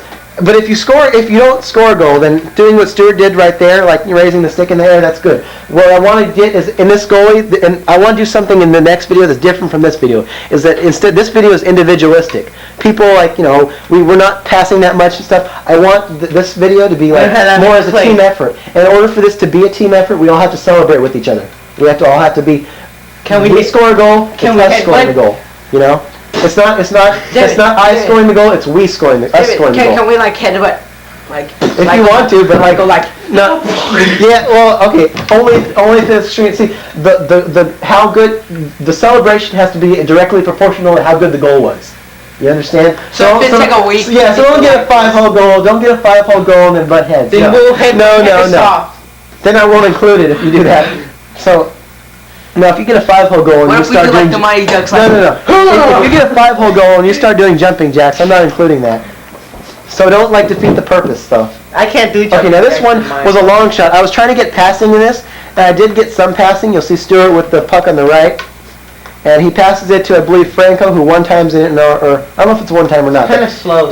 No, actually, Stuart just makes that goal. See, that's the thing, is that in this shot, this video is individualistic, which was a weakness. Yeah. Even though you had lots of people in the shot, no passing, passing. And that was actually a weak goal because it bounced off my leg and went in, and I was down. You actually thought you used one-timer, but the only reason why I included the shot was because I needed a long shot. Whereas, the reason why, you'll notice how in the save video, I started with the long shot and went to a close-up. Whereas in this video, I reversed it. I went to a close-up and went back to a long shot. And the reason why I did that is because the fact that there's a switch of power between the goalie and the attackers means that you have to get a close-up involving in that power to start out with.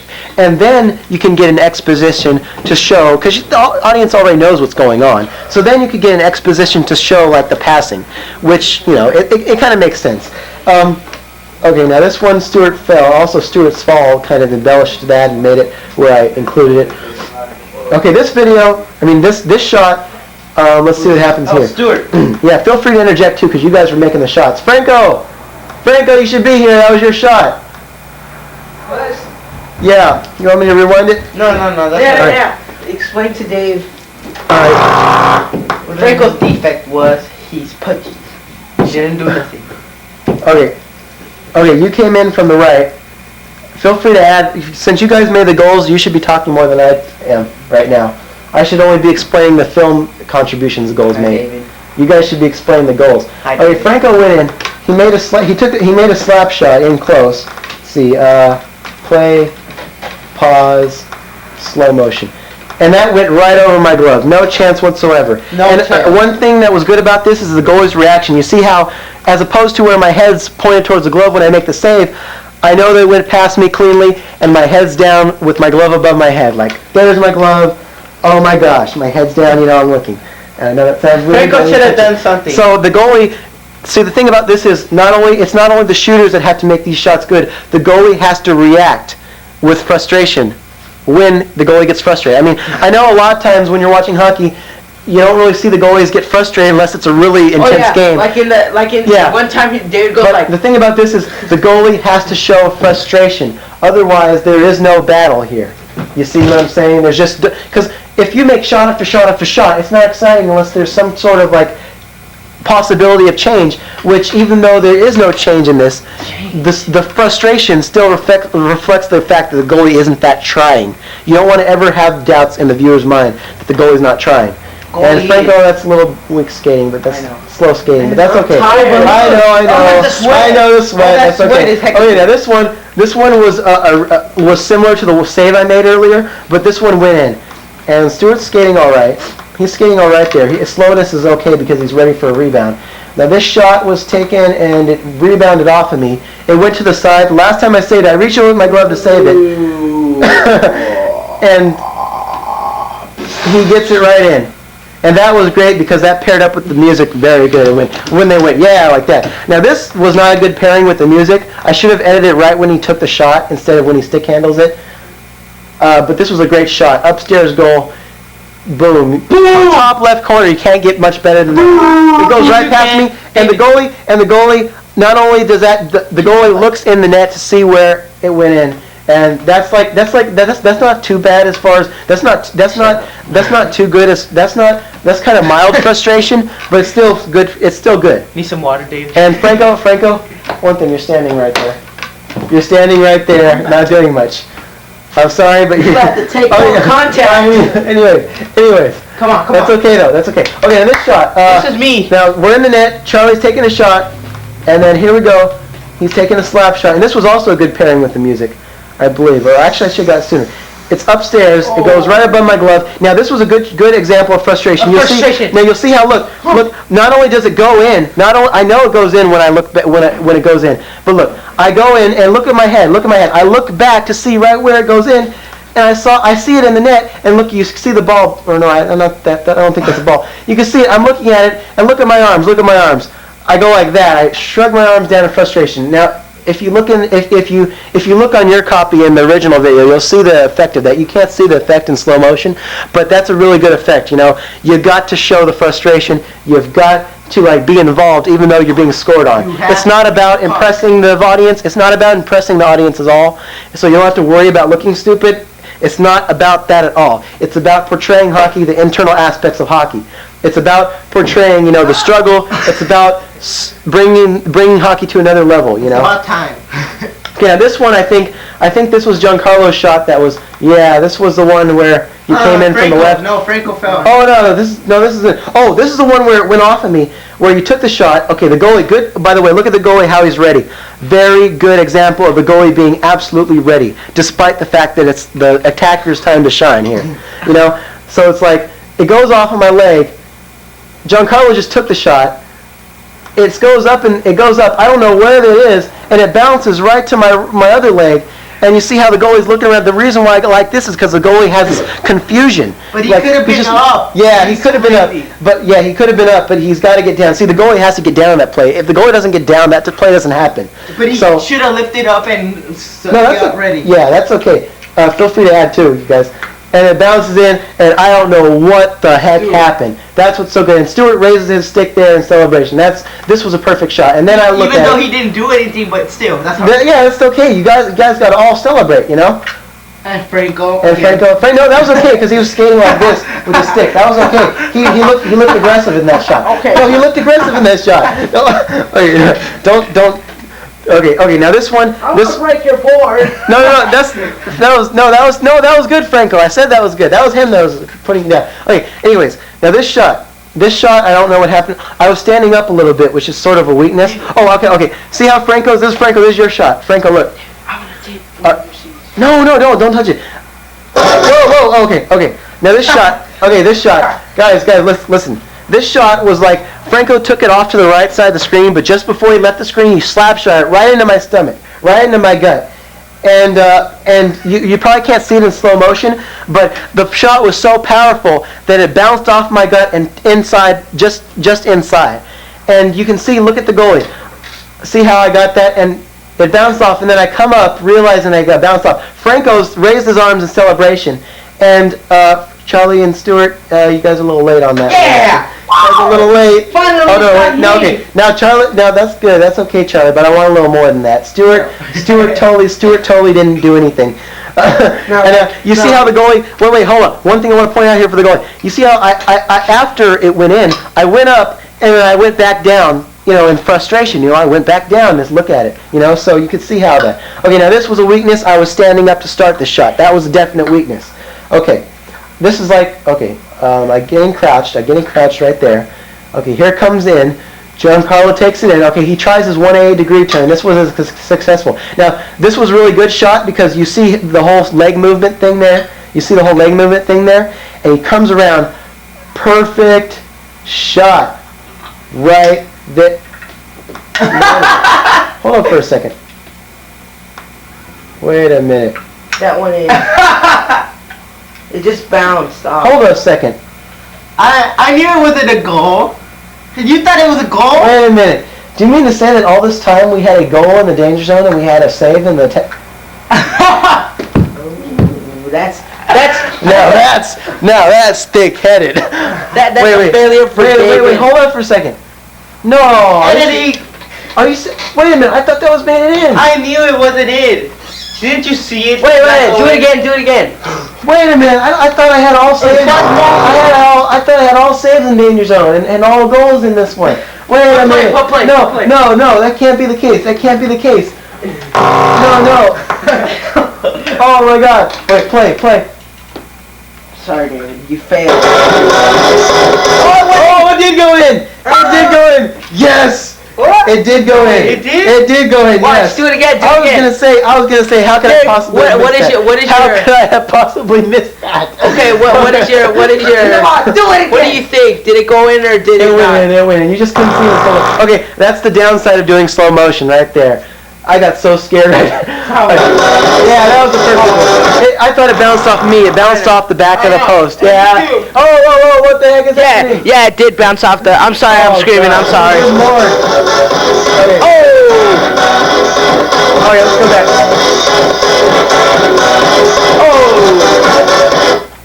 You think it's still going? Okay, now, I got this just because Giancarlo, I wanted that. I should have got this earlier. I wanted that little bit of attitude in the scoring. Giancarlo was like, goal, like that. Goal! And I wanted that little bit of attitude right there. I like that, and I actually should have got it a little earlier. That way the audience could see it more clearly. And you can see the goalie taking off his helmet in frustration there. If you didn't see that, rewind back to it. Tell us if you didn't see that, Dave. Now this one, I think this was Stuart's. Now I think this was Stuart's spectacular goal right here. Yeah. Now look at this. His only goal. He hits it. He hits it right into my chest. It rolls off, and instead of diving out, I see. Well, I could have dove out on this one, but the fact that I was in that position, you see the position that I'm at. I wasn't really in a position to spring at him, and so I just let this one go. And you see how the puck went right. The ball went right on his sticks, right on his blade. So even if I did dive out, it wouldn't have worked. And I know that he's a 5-hole shooter a lot of the time, so I didn't want to dive, and let that open. And that's why you got to think of the attacker. Me and Franco and Charlie are gonna aim upstairs most of the time. But shut up! Don't tell him that. but anyways, Stuart gets it, and he just sort of oops, and it in, and I get back, and it nice net action. And then David shows frustration by laying on the ground. Look at Stuart. Problem with Stuart is he doesn't really raise his hands in the air. He just kind of out to the side. I don't want that. I want in the air. I want intense. I want all going for it. And that was his only intense goal. Yeah, that was a really good goal. He should have made more of it. Look at that. Hands to the side. Don't do it. Hands over the head or something like that. Okay, now this one. Franco, this is yours.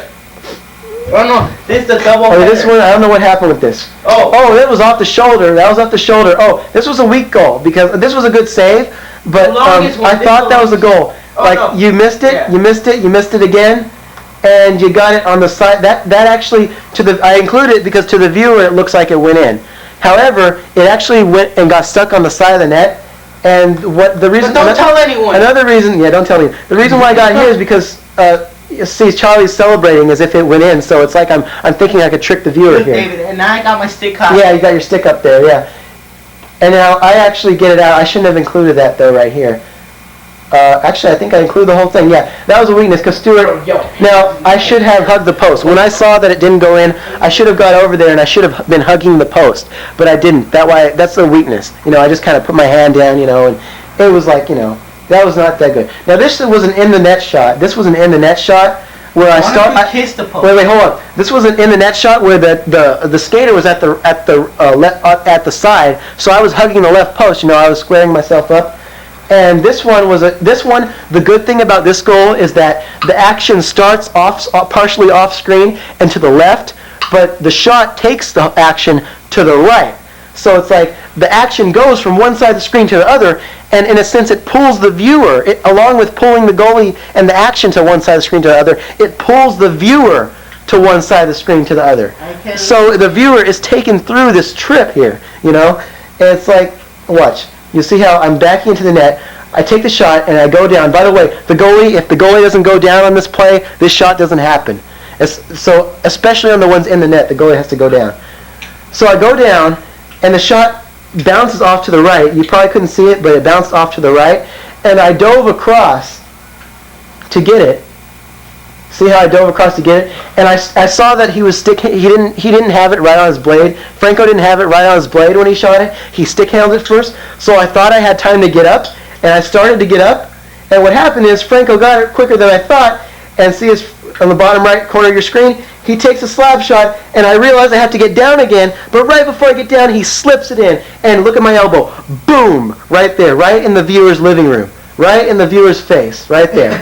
Now this shot kind of builds upon that idea of getting right in the viewer's face, because it literally, if you see it in my helmet, I should have got this shot sooner though. I should have cut into the editing sooner. But you'll see that the shot ricochets, gets me in the noggin right there. It hits me in the helmet. See right there. You see how it hits me in the helmet, and it ricochets off to the left. And Franco is partially blocking the shot right there. That's a weakness, because the shot would have been much better. You would have been able to see it much clearly if Franco wasn't blocking the shot. So Franco blocking the shot's a weakness. It's okay though. It's okay though. It's okay. And Stuart was also a weakness because he wasn't doing much. He was Stuart. He was just kind of like. One thing for us, we have to be conscious of where we. Whoa, crap. Okay, now I know what. I remember what I was going to say about this shot. I have to rewind it back because this is actually an important shot. It is. Even though we didn't see the whole thing, this is an important shot. Why? I'll show you why. Here it comes. I just explained your shot right there. Wait a minute. Oh my goodness, David, we got Eye of the Tiger. You do? Yeah. Okay, right here. You see how it gets off my helmet? Now, the effect, I use a jump cut here. And the reason why I use a jump cut was it's like this. The ball goes off the goalie's helmet. The goalie is obviously in a state of shock. No, just put that down. The goalie is obviously in a... Dude! Alright, we only have some time. Okay, the goalie is in a state of shock. He doesn't know what happened because the goalie, he's trying to recover because he just got hit in the noggin here. And the confusion, like I'm trying to capitalize on that confusion. See how the goalie turns his head around to look in the net to see where the heck that puck went? Now, I use a jump cut here to create some humor by having a shot where suddenly, first of all, there's this, where the heck did the puck go? And then you jump into this intense shot of the goalie down, all the players to one side of the screen, and suddenly out of nowhere, here comes a shot, and it's in the back of the net. And the goalie looks, and it's like, what the heck, And look at everybody raising their sticks in unison. That is great. Raising their sticks in unison, that is great. So it's like this whole thing about the goalie doesn't know where it is on one hand, and then the next time you see him, it's like, boom, it's in the net. That's the kind of humorous thing I was trying to go for in that. And that's the kind of stuff, I know you can't go for that stuff, but, should the opportunity arise, don't hesitate to slide like I slid like that. Like all that. All right? And I like that raising the sticks there. Don't do that, Giancarlo. And see, I'm still looking back in the net because, it's like, what the heck, Even Stuart raised a stick there. Okay, now here's another. This was actually a weak shot. I don't know why I included it. Stuart took a shot. It hit me in the leg, or does it? Let me see. Yeah, it hits me in the leg and it goes to the right and in. And I think the only reason I included this was, two reasons. One, Stuart actually celebrates on this shot despite the fact it's weak. Despite the fact it's weak, that's like unproportionality as opposed to like the how good the shot was and how strong like he celebrated. That was like disproportionality there, which was kind of weak. But he celebrated, and also I looked in confusion. The goalie's confused right there. Mainly I wanted that confused look. And also, I wanted the confused look combined with Stuart's celebration. All right. I'm losing my voice here. Okay, here's the next shot. Now, I'm standing up. That's a weakness, obviously. Okay, yeah. I'm crouching down. Here comes attackers. And this one, that's a 5-hole goal clean. Franco took a 5-hole goal and it's clean. And it was up in the air a little bit. Now the reason why I included that shot was for several reasons. Number one, all 3 attackers were rushing in, not just you. You were taking the shot, which was really good. And oh no, I know why. There's a pileup. and then also all 3. And then what happens is on that 5-hole shot, I was taken back, but I fell down on that 5-hole shot, and that's good because falling down is good when the shot goes in. And because I fell down, Franco, you saw that, and so did everybody else, and you took advantage of that by piling up on me like that. See, I hadn't even covered the puck, and the fact that I was down allowed you guys to pile up on me rather easily, and that was really good because even when they were scoring goals, Stuart was weak. He should have piled up on top of you guys too. He should have piled up too. But anyways, that was like, that was pretty strong because we need pile-ups. We need the intensity even in the goal song. Because goals are intense. Go. And then now this shot right here was, in my opinion, the best shot in the video overall. Oh my! Why? Because it was a good shot. Because it happened at an intense part in the video, and the intensity of the music and the Giancarlo's and the intensity of the shot matched the intensity of the goal, which all matched the intensity of the song. And I'm going to play this in fast motion too. You see on this one where Giancarlo is going to come from your left, and I look how ready the goalie is. The goalie is totally into this thing. He's totally intense. He's ready. And he's ready to cover all areas of he's ready to cover every possible hole in the net except one. And that's the one where Giancarlo gets it under. Look at the armpit. Look at the armpit. Right through the armpit. Right? It was not good. Right? No, look. Right through the armpit. Right? Look. Oh, wait. Play. I'm gonna do that again. Right. Look right through the armpit. The goalie has. It's like this was so strong because it's like this imagery that the goalie has everything covered. He's invincible. He's gonna hold on to that invincibility. He's gonna get a save, but then again, right through the armpit where you would at least expect it. That's what I want. That's a good scoring. And look at Giancarlo's body when he scores. I mean, he follows through with the scoring. He just follows through, and that's so good right there. The follow through right there. Good.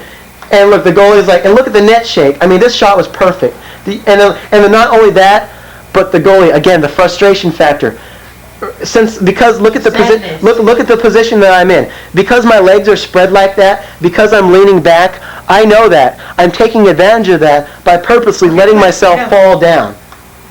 But see, I let myself fall down because that's a sign of frustration. Yeah, the fact that I was in that position allowed me to easily do that. So I just fell down in frustration because I'm disappointed that went through that little hole right there. So you can see the expression on my face. You can imagine what my expression on my face is underneath that helmet because I'm like, what the heck? Yeah. And then not only this, but this is all right. But not only that, but Stuart adds icing on the cake right here by putting the ball back into the net as I get up. So I mean, you got that little attitude. And then I'm looking at it. Not only did I look at it when it was in the net and came out, I'm looking at it and it's still there in the net. So it's like you get this persistent frustration, persistent intensity, persistent. This is the best shot in the video by far. I would argue that this is the best shot, filmic shot, not hockey shot, filmic shot in the video. And I'm going to play that in fast motion right here. Right now. Now pay attention to how. Okay, now what I want you to do.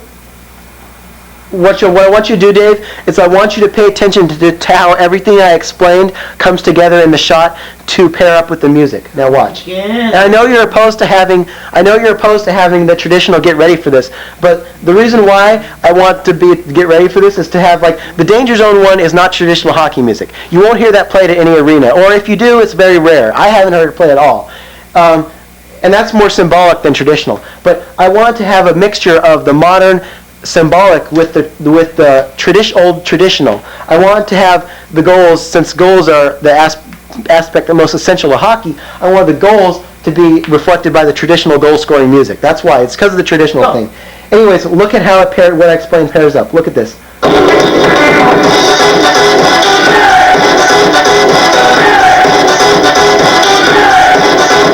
See how that pairs up? Oh yeah, when you fell, yeah. When it goes dun dun dun dun dun dun, and it raises in intensity. It goes dun dun dun dun dun, right when you enter the screen. It's great. David, David, you need some water? Actually, yeah. Thanks. Okay. Anyways, okay. Next, Giancarlo. This next shot, I should have edited this better. Like when they said yeah again, I should have got it right when he was slap shotting it. But anyways, here's how it goes. This one's a big fat slap shot. You actually golfed it, which I don't like, but because it's a ball, you got the golfing shot up. If it's a puck, that shot wouldn't have got up. So I'm going to warn you right now, no golfing in the next one. I know. Okay, so here it comes. The shot's up, and look, it hits my leg pad. You see how it hit my leg pad right there? It hit my, actually that didn't even get up much. It hit my leg pad and went up and hit the top of the net. Look, it could have popped a water bottle off. That's why that shot was so good. It could have popped off a water bottle. It hit my... If it did, that would have been tight, but we didn't have a water bottle there. Well, but anyways, and then look at the goalie. I fell down. And it's like the thing rolls. It rolls out. I didn't even know that made it in. Actually. Oh. Okay, now this shot was a jump cut, I believe. A dump cut. Hold on. You guys, we've been taping the whole thing wrong, because the light has been right there and it's been blocking it. I don't think so. Yes, I just looked at it. Just go. All right. All right. Yeah. Anyways. Okay, This shot is a jump cut, where I'm standing up. That's a weakness. I'm standing up. I'm down. Yeah. Oh, I had water already. I drank it, see? You did? Yes. Oh. Okay. Anyways, I'm down. I'm crouched down. This is a jump cut, because, like, see how the puck comes in from right? Franco, this is your angle shot. Oh, the puck came in from the right. It glanced off the top of my glove, and it completely, if you follow the puck into the net, it goes to the top corner. It glanced off my glove, goes up and lands in the opposite side of the net. And I'm going down as a goalie. I'm doing the splits right here, and I'm like, I'm in amazement that even happened. And look at my head. I look back at it as it comes out, and I disbelieve that it went in. And the fact that I disbelieve like you get sort of like. Let him say it in fast motion. Well, no, I will after this. But the fact that my head looked at the puck as it came out set up this disbelief factor. Like the goalie can't believe that it went in, and then as to confirm the goal, it's like it happens again with a jump cut. So you see the goalie again, and then the shot comes in from the right again, just like it did, and this time even faster. And it's like, what the heck? It's like a double take effect. You see how the goalie's head turns again, so it gives that effect as it gives the double. He's crouching. It makes it look like a double take. He's bending down because he wants to puke. No. Yeah, and also the fact that I was in that position, looking back with my head, allowed me to easily fall down like that in frustration. That was great. Look how I just kind of like, oh my God, and then on the ground, on the ground. Okay, now this shot was particularly good because there was a couple good saves before the goal. By me. Yeah, no, you didn't make the save. Oh, you made the goal. Yeah. Now Dave, this is very important, because the reason why is because this was a very unorthodox style that I used, and had I stayed up the whole time, had I, had some kind of composure, this would not, or some kind of had I been perfectly stand-up style, this would not have worked. Now you'll see how Franco takes a shot. It's a bad shot, but it bounces up. It bounces up actually pretty high, and Stuart gets it. And actually, this is not the shot I was thinking about. Oh, actually, you know what? This is not the shot I was thinking about. No, it isn't, because this is the dead shot. The way it hits the side of the net. The way it hits the side of the net, and I thought it went in, but it didn't. It did. Yeah. No, look, it goes off to the right. It did go. No, this is dead. Look. Okay, no, that shot, the one that I was just explaining, that's for a later shot. Right? Don't believe this little kid. Yeah, it was in. It's a couple of weaknesses. Number one, I stood back up. And it wasn't even a goal. Yeah, it wasn't even a goal. Look, I thought it was a goal when I was editing, but I was wrong. Because look where the puck comes in on the left. See, it comes in and it hits the outside of the net. Now look at the bottom. Look at the bottom of your screen. See how it rolls right there? It rolled. David thought the viewers would miss that. Yeah, I thought the viewers would miss that. And in slow motion, you probably did. But anyways, that was a weakness. That shot shouldn't have been included. But hey. What? No. But anyways, okay, this one I was also standing up. This was a long shot. Yeah, on the long shot there is very important that we do passing, but this one it didn't happen. Well, this one it did happen. Stuart passed it to Franco, but you guys are kind of skating a little slow, but that's not a big deal. Stuart passed it to Franco. Franco, it got into your skates. Remember how I was telling you about how you have a good talent on getting it when it's into your skates, getting it back out again? That's one of the shots where I saw that at. Yes! Because the pass, Stuart made a bad pass. It went into your skate, and you got it out and still got the shot off. Not me, David. You know, well, you didn't do anything. That's okay. But Franco took the shot, and this one kind of glanced off me and in. And that was an okay shot, but the one bad thing about this is that I don't like is that no one was celebrating. I was celebrating. No one was celebrating. Look. Viewers don't see your head. All right. Let's see. In this shot, I don't know what this one is. Let me see. This one, oh yeah, okay, come in from the left. Charlie takes a golfing, I think. He shoots it. Oh, I know what this one is. This one went to the top right corner. You can see he golfed it. He completely got the part of the net that I wasn't covering. So it was like, and the reason why I got this one, as opposed to any other upstairs goal, is because you'll see how my glove swung up after that shot had been taken. Like it completely blew by me, and my glove just swung up, in a desperate attempt to save it. And, but he still missed. That's just his best ability. See, that's how much it swung up. My glove just swung up after the puck. That's how much. That's how much David wants to save it. Yeah, that's exactly it. And it's like I'm still in that position. I'm crouched over looking. And well, I don't need to fall here because it's like I'm in amazement, I'm astonished. So I'm just kind of looking up at the puck in astonishment. I'm looking at the corner where it went in, and so I didn't really need to fall here, so I didn't. And okay, then this one, remember the thing that I was explaining to you earlier about the saves, how the unorthodox style of goaltending worked here? Now this is where I'm, Franco, here's your big shot here. Okay, never mind, I'll miss it. Right, now I'm standing up, this is weakness. I even have my stick like out of position. Like this is a weakness. But here they come, three on me. So here it comes. Now somebody takes a quick shot low to the 5-hole. Yeah, I think it was you, Giancarlo. Yeah, and I get down. I try to sweep it, and I actually take you out, Giancarlo, I think, or I almost take you out. Yeah. And what happens? It comes back on front. Now this shot is kind of weak because you can't see because of the basketball pole. We won't have that problem in the next video. But you can see though that they take a shot. You can't see the shot, the puck itself, but the ball itself. But you can see Stuart. I believe Stuart takes a shot. I get it. I save it. Now, the reason why I don't dive out after it is because they're so close. It's going to end up right on their sticks, so I can't dive out for it. All I can do is stay there and stab at it, poke check at it, and try to get it away. And so I'm doing that. They got that's another shot right there. They took another shot, and somehow the ball ends up right in front of the net, right where Franco is. And because Franco's ready to get it. And look at me from my perspective, Dave. Put yourself in my perspective. Look at the position I'm in. I'm in the only part of the net I'm covering is the bottom right corner, which leaves the top right corner, the top left corner, and the bottom left corner open.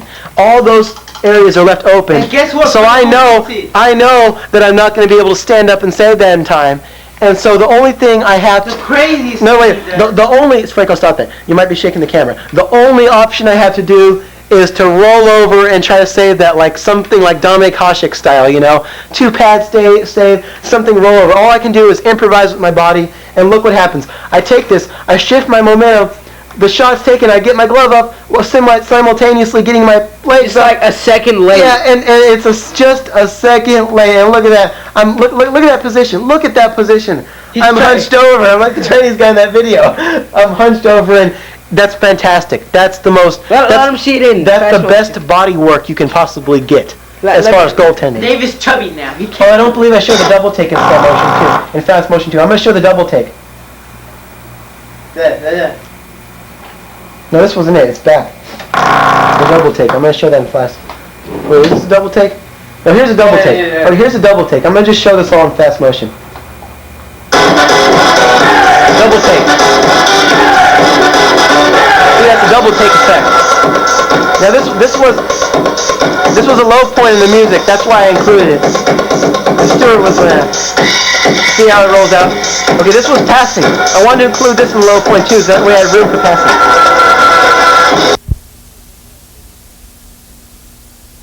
Okay, Dave, the battery went out on the camera, so we're gonna have to do that over again.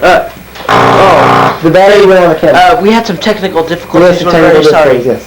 Play. Hey, wait, get out of there. Okay, wait, hold on. I'm gonna play it back a little bit. Okay. Here's the one. David, did you rewind the tape? That tape. Yes. Put it back up. Okay, here's this play. Now look how this happens. The shooting. Goes in front of that one time. Okay, next shot. All right, Dave. Next shot. Here goes. We have exactly an hour, I believe. 8. Okay. So this shot, I'm standing up. That's a weakness. Okay, I'm crouched down. Now here's Giancarlo. He's coming in. As he comes in the camera, he takes the camera view. He takes a shot. Now this one, fat golfing slap shot. He shouldn't have done that, but fat golfing slap shot. This one just beats me in the 5-hole, and I just got that down. One of the reasons I got that is because Stuart hit the rebound in, which even though I didn't react that much in that, Stuart hit the rebound in, which is why I got that. So that wasn't that bad. That wasn't that too good of a shot, but you know, that was all right. And Franco, you came in the shot and you were skating slowly. Franco, you're skating slowly in the shot too. I was. Yeah, look right there. You came in the shot and you're skating slowly. So he wasn't moving at all. I know, but okay. Now this one. This is a particularly good shot. The thing about this one is I was trying to clear the puck out of the ball out of the net, and I actually didn't really hit it that well. So it ended up. See, I didn't really hit it that well. It kind of ended up, getting a rebound. See, I kind of whiffed on it. And so somebody rebounded. I think, Franco, this was your shot. Oh, I think this was the one that you couldn't see. No, this isn't it. Oh, now the weakness of this is you see on the top right corner of your screen, Giancarlo is just standing up there waiting for his turn. I think we're doing breakaways. And that's a weakness, but we won't have that problem in the next video. We'll stay out of the screen. Okay, I hit this back to Franco, I think. And I realize I just hit it back on his stick, and so I get down, and I make the save. Oh yeah, this is the one you can't see. And it goes off of me. Powerful shot, goes off of me. And instead of waiting for him to make another save, it's not on his stick, so I jump out in front of it. Although, however, he did a good job in faking me out here because instead of hitting it right when he saw that I jumped out in front of the shot, and instead of hitting it right away, he decided to stick handle a little bit and then shoot it in. So look what happened. You won't even be able to see this one.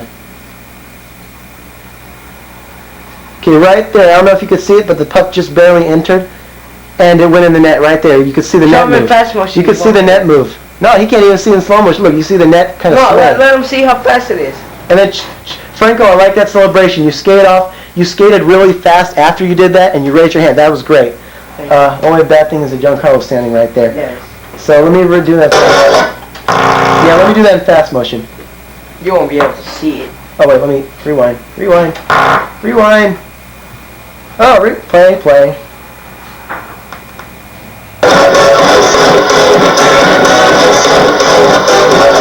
Now watch how good the shot is.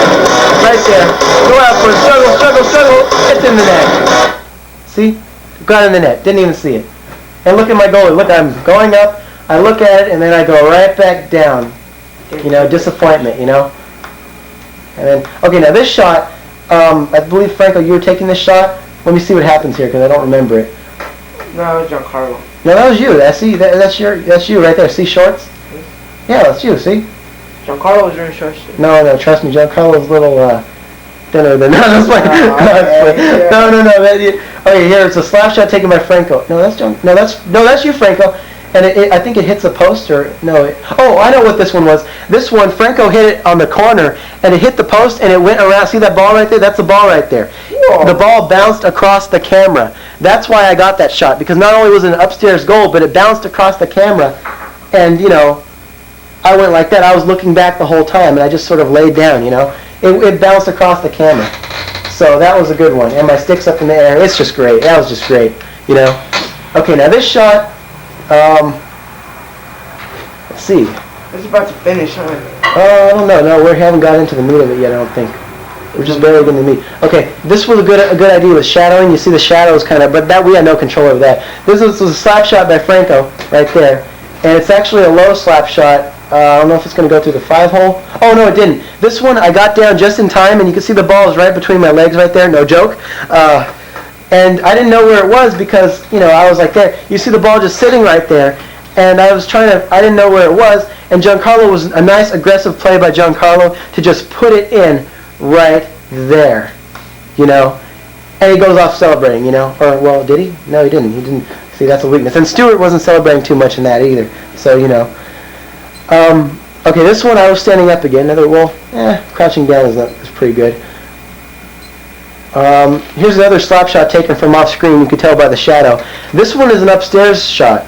You can see it's already heading up. And this one, barely, you can see how high, if you compare the crossbar to how high the shot is, you can see that it's barely going to fit underneath the crossbar. And the fact that it rose so good was, see, you can see that my knees are bent, so I'm going down on this shot. So this is like a total fake out. That's why I included it in here, because it's a total fake out. And you see it's like my glove goes up while my body goes down. And it's like, what the heck? You see all this stuff. So you got to be animated in goal. Everything you do in goal has to be animated. It has to be. And it's like I'm looking back, and since I'm in that position, I just felt it, like, since I'm in that position where I'm like, it just got blown by me, I take that as an opportunity to just fall down. You see what I'm saying? See what I'm saying there? Yes, I do. And it's like I just spread out, I just lay out there. And Stuart wasn't celebrating that well. That's a weakness. He should have celebrated right there. Okay. We don't celebrate. Now this shot, I believe, was the longest shot we had in the video. This was the longest shot. And the reason why I included it, because there were several spectacular saves before the actual goal was made. And so I'm going to do this in slow motion. Okay, you can see the shadow of the person taking the shot off screen. The shot is taken. It goes up and it hits the basketball post. And I don't know what the heck happened. It bounces in front. It hits the basketball post. It comes back out. And I'm looking over because I don't know what the heck happened. I don't even think I heard a ding off the post. And so I'm looking around, and I realize it just got bounced way back in front. And so quickly, it doesn't look quick in slow motion, but quickly I get right back up, and you see my knees shift a little bit, and I'm right back up and ready to save another one. And it takes a little while for them to stick handle it and get back in the zone. But then they take another shot from off screen, and this slap shot is up a little bit, and I barely get my body on that one. And it goes off to the right. It bounces off to the right there. And I don't believe you guys got there really fast. You guys kind of got there a little slower.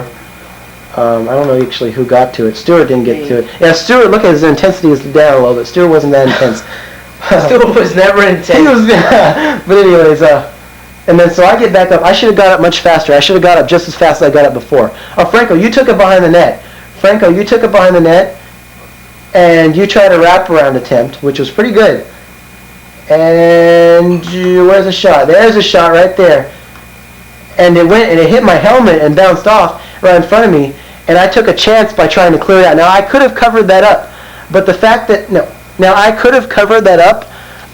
that it was so far away from me, I thought it was better to just clear it out. And Dave, if you see a puck, your first instinct should be to cover it up. However, if you're standing up and that puck is far out from you, that far away from you, go ahead and take a chance on clearing it out. It doesn't matter how close we are, because if you take a chance on clearing it out and it gets tangled up between, we might come up with something. We might come up with something spectacular like here.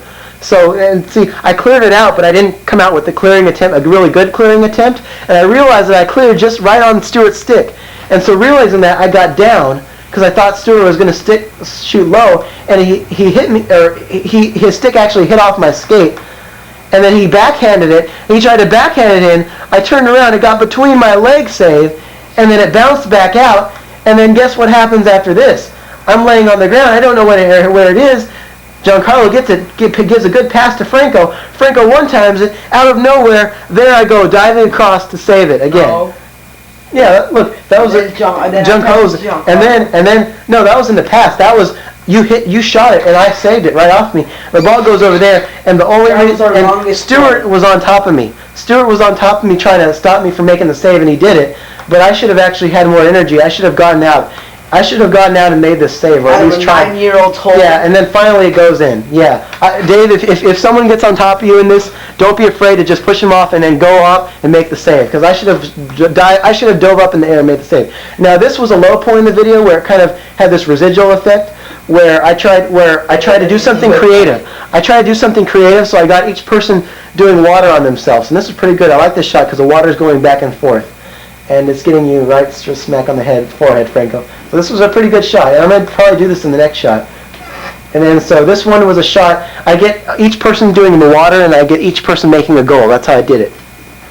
Except for Giancarlo, I decided since I needed some more room to fill in the song. Yeah, David, sure. No, I needed some more room to fill. So this one would have been a better shot, though, had you went around the net faster, though. Because I would have faked you out. But the only thing that was bad about, there's two things that are bad about this shot. Number one, I was not hugging the post like I should have been on a wraparound. Number two, well, part of this is the reason that, Franco, you see how you're right-handed, and you have to bring it around the other way. So it's much easier if you were to bring it around. See how you were coming from the left wing, and you were bringing it around the other side? So you had to kind of like be in on your body like this, and you're trying to bring it around like this, and it was a little harder on you. The reason why I put your right wing is so you can bring it around like as you're skidding around like this, which is much easier, so your body has to turn this way instead of turning this way. You know what I'm saying? It's much easier to turn this way. No, it's like easier to turn that way. Because you lose control of the puck, trust me. Dave knows what I'm talking about. He's in the hockey, he knows what I'm talking about. Anyways, I know how to do it fairly well, that's why I'm left wing. So I think you'll get around the net much faster if you do it the other way, trust me. And so you get it around there, and it's like, it hits the back of the net, it's cool, it's really cool. But no celebration, that's the problem. David, I didn't know about the celebration. I know, but I just saved the net. Stuart, this camera angle, this was too close this was too much of a close-up. I should have got a little for the buck, and he was like out of the view a little bit, so I had to turn the camera. That was actually a good shot. I like the movement of the water bottle. It's splashing both his helmet and the face. I love that. That's great. But he should have taken off his helmet. No, because he's doing the water. No, he should have had his helmet on because he's doing it while he plays. He looks in pain there.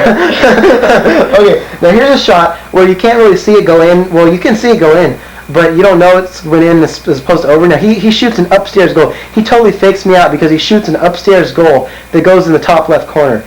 Stuart right here, and there's the upstairs goal to your top right of your screen, and it barely eludes my glove, and it's just I fall down because he faked me out, and I just fall down, you know, because of the impact, you know, and that fall embellishes it a lot, and that fall is a lot of the reason why I have it in the video, you know. Has to have some falls. And also, not only did I fall, but I looked back at it, you know. And you got to have those falls, you have to have those looks. Yeah. Here's Giancarlo's. Now, Giancarlo he allowed me to do something really creative by doing the water, because I didn't really expect him to do it, but he did something really creative. First of all, that was an average splash. Not like you guys, but that was an average splash. That was pretty good. From the surface, it looks average, but that's pretty good, actually, that you got the average little water thing going right there, because the thing that I do with it is creative and not average. So, you know, this is like going like that. Okay, now this is a one-timer shot where Giancarlo starts out with it. He'll pass it to Franco. Franco will pass it to back, and Giancarlo will shoot it in. Now, the only bad thing about this is that the passes weren't too fast. Skating wasn't that fast, but that's okay though, because like also, you guys, it doesn't have to. You don't have to necessarily be skating fast to have a good shot. You just have to be intense. And a lot of times, like Franco right there, you were standing up as opposed to like hunched over and ready. You have to look ready. Even if you don't have the puck, you have to look ready to receive the puck at all the time. That way, it's not just you though. It's Stuart especially. Stuart probably most of all, and you and Giancarlo. Like even if you don't have the puck, we all have to. Well, me too, because I'm going to be playing. Even if we as attackers, even if we don't have the puck, we have to look ready to receive the puck. We have to look intense. We have to have this professional. I have the remote control. Oh yeah. I have the remote control. Okay. Dave, we're sorry. Get out of the way. Hold on. Let me get this. Okay. I know it's slanted on the screen, Dave, but I apologize. Okay. The tape went out, Dave. Basically, what I was saying before we left is that. What was I saying before we left? Let's see. You were saying tape's out. No. Oh yeah, I was embarrassing. We have to be intense every step of the way. We as attackers have to take each shot, each play, as if it's going to be the best play in the video. And if we do that, then we're going to have intensity all throughout this thing, which is going to make it great. Pacific Bell. Pacific Bell. David, what are you doing? I'm rewinding because he didn't get this part. Dave, did you get this part? Hey, there's a tap. And there's a shot right there. And you can see it kind of goes barely in. That wasn't too good of a shot. But Giancarlo was the only one celebrating there. Look at Giancarlo. Because he scored. Yeah, but I mean, you guys should have celebrated. Well, in the next video, we'll celebrate all together, though. No, David, you don't celebrate. You by yourself. That was a good celebration, too. Okay, now, what I was saying about Giancarlo is that first water bottle, and then what he did is he decided to do this and squeeze every last ounce of it out. So it's almost as if the water bottle is symbolic of his ability, of his power, of his... Man, he don't got no power. No, it's like the water bottle... No, for all of us. The water bottle is symbolic of our power, our skill. It's like every time somebody pours the water on them, they score. So it's like when Giancarlo pours this extra ounce of it, you get a shot of him making a really good goal right here. And the thing I like about this shot is that he's skating really fast towards the net, and while he's making this shot. And that's what we need more of in the video. We need more fast skating and shooting at the same time. Now, the only bad thing about this is that the shot was sort of weak because you could see it bounced off my barely above my skate, and it hit the net, the outside of the net. So that was a weak shot, but I like the aggressiveness, and that's why I included in the video. In this video, we had to have more of that. And well, I as a goalie had no real reason to get down there, so I pretty much stayed up. Normally, you'd want to get down most of the time, but in situations like this, you can stay up, though. It's not that big of a deal. Yeah, this one was kind of like a weak shot. In fact, this is probably like the only one I've ever stayed up on, pretty much, so far. Okay, now this shot was Giancarlo again, and I think he took a slap shot. Oh, I think I know which one this was. He takes a slap shot. See where it goes. Oh yeah, this one beats me cleanly between the legs. This one was I thought he was going to go upstairs because he usually shoots upstairs, but this one beat me cleanly between I'm talking like Elmer Fudd now. Cleanly between the legs. And right before this one, when I was editing this shot, I almost thought it was a save because the ball was so fast and my glove got down there so fast. I wasn't sure if the ball went right in my glove. And my glove was behind my leg. That's another good thing, you know. You want to try to get that little behind the legs thing going with your glove, you know. And then so if you can, you know. And so the shot, it did go in. And if you look at it on fast motion, which I won't do it here, but if you look at it on fast motion, you can see how the shot just barely eludes the glove, you know, just barely, by inches, by centimeters, you know. And then I'm looking back at it too. That makes a difference too.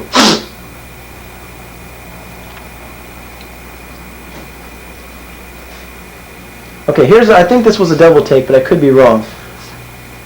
Okay, this one was like a knee-high shot that barely eluded my glove right there. And the reason why that one was good is because when the shot was taken, you could see how my momentum of my body was going to our left, and the shot was being taken to the right, so my body was going to the left while the glove was going to the right.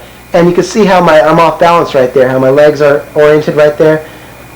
And it goes in, and you can see the blade of the stick right there, and the puck rolls out the side. So it's like the fact that I held that position standing up, I didn't have to fall down there. In fact, the fact that I didn't fall down actually helped that one, because it's like I got frozen. The shot was so amazing, and I was so off balance that I just froze, you know.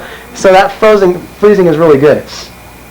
And sometimes freezing is better than falling down, you know, but it depends. All right, next shot. This one, oh yeah, Giancarlo takes a shot right there. Oh, this is the one that barely trickles by. This is a 5-hole shot, and this barely trickles by. And one weakness is that Franco and Stuart aren't really doing much.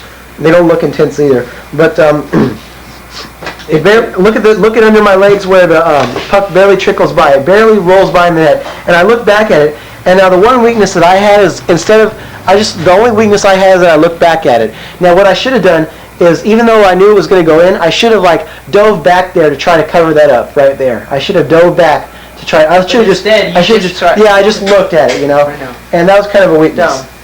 But that was all right. Yeah, it was okay though. Right. We need one of those trickling shots that barely get in. Okay, this was another one with shots taken off camera with the shadow. Here's a shot. Oh, you can see the person shooting it from the shadow. Yeah, and this one just blew me by. It blew by on the right side, just by the right post. I couldn't even tell where it was. Yeah. And this one, you can see how my momentum. You're going for everything. Yeah, like I thought it was going to be an upstairs goal, but then my instinct when he was taking the shot was downstairs, so I went down, and it was an upstairs goal. So I was taking a side, and like I totally like my arms flailed out on that shot. Whoa! My arms like they flailed out on that shot, which was very good. Yeah, that was good. Giancarlo, here's your best shot. One of your best shots right here. I think this is one where it hits my head and goes back out. Oh yeah. Here's a. Are we at the end of the video yet? Almost. Very close to the right. Probably not. Yes, we are. I know we are. Okay, here's a shot. Okay, it's going. It hits the left post, and it goes back down. But I, as a goalie, don't see that. You can see the ball on the top of your screen go back down, and it comes. See the ball right there? It comes right back down on Charlie's stick, and like I don't know where the goal. I, as a goalie, don't know where it is. So I turn to see where it is, and it hits my helmet. It goes on my back. I don't know where it is, and I turn again to see what happened, and it goes right off, and Charlie just goes right in with it.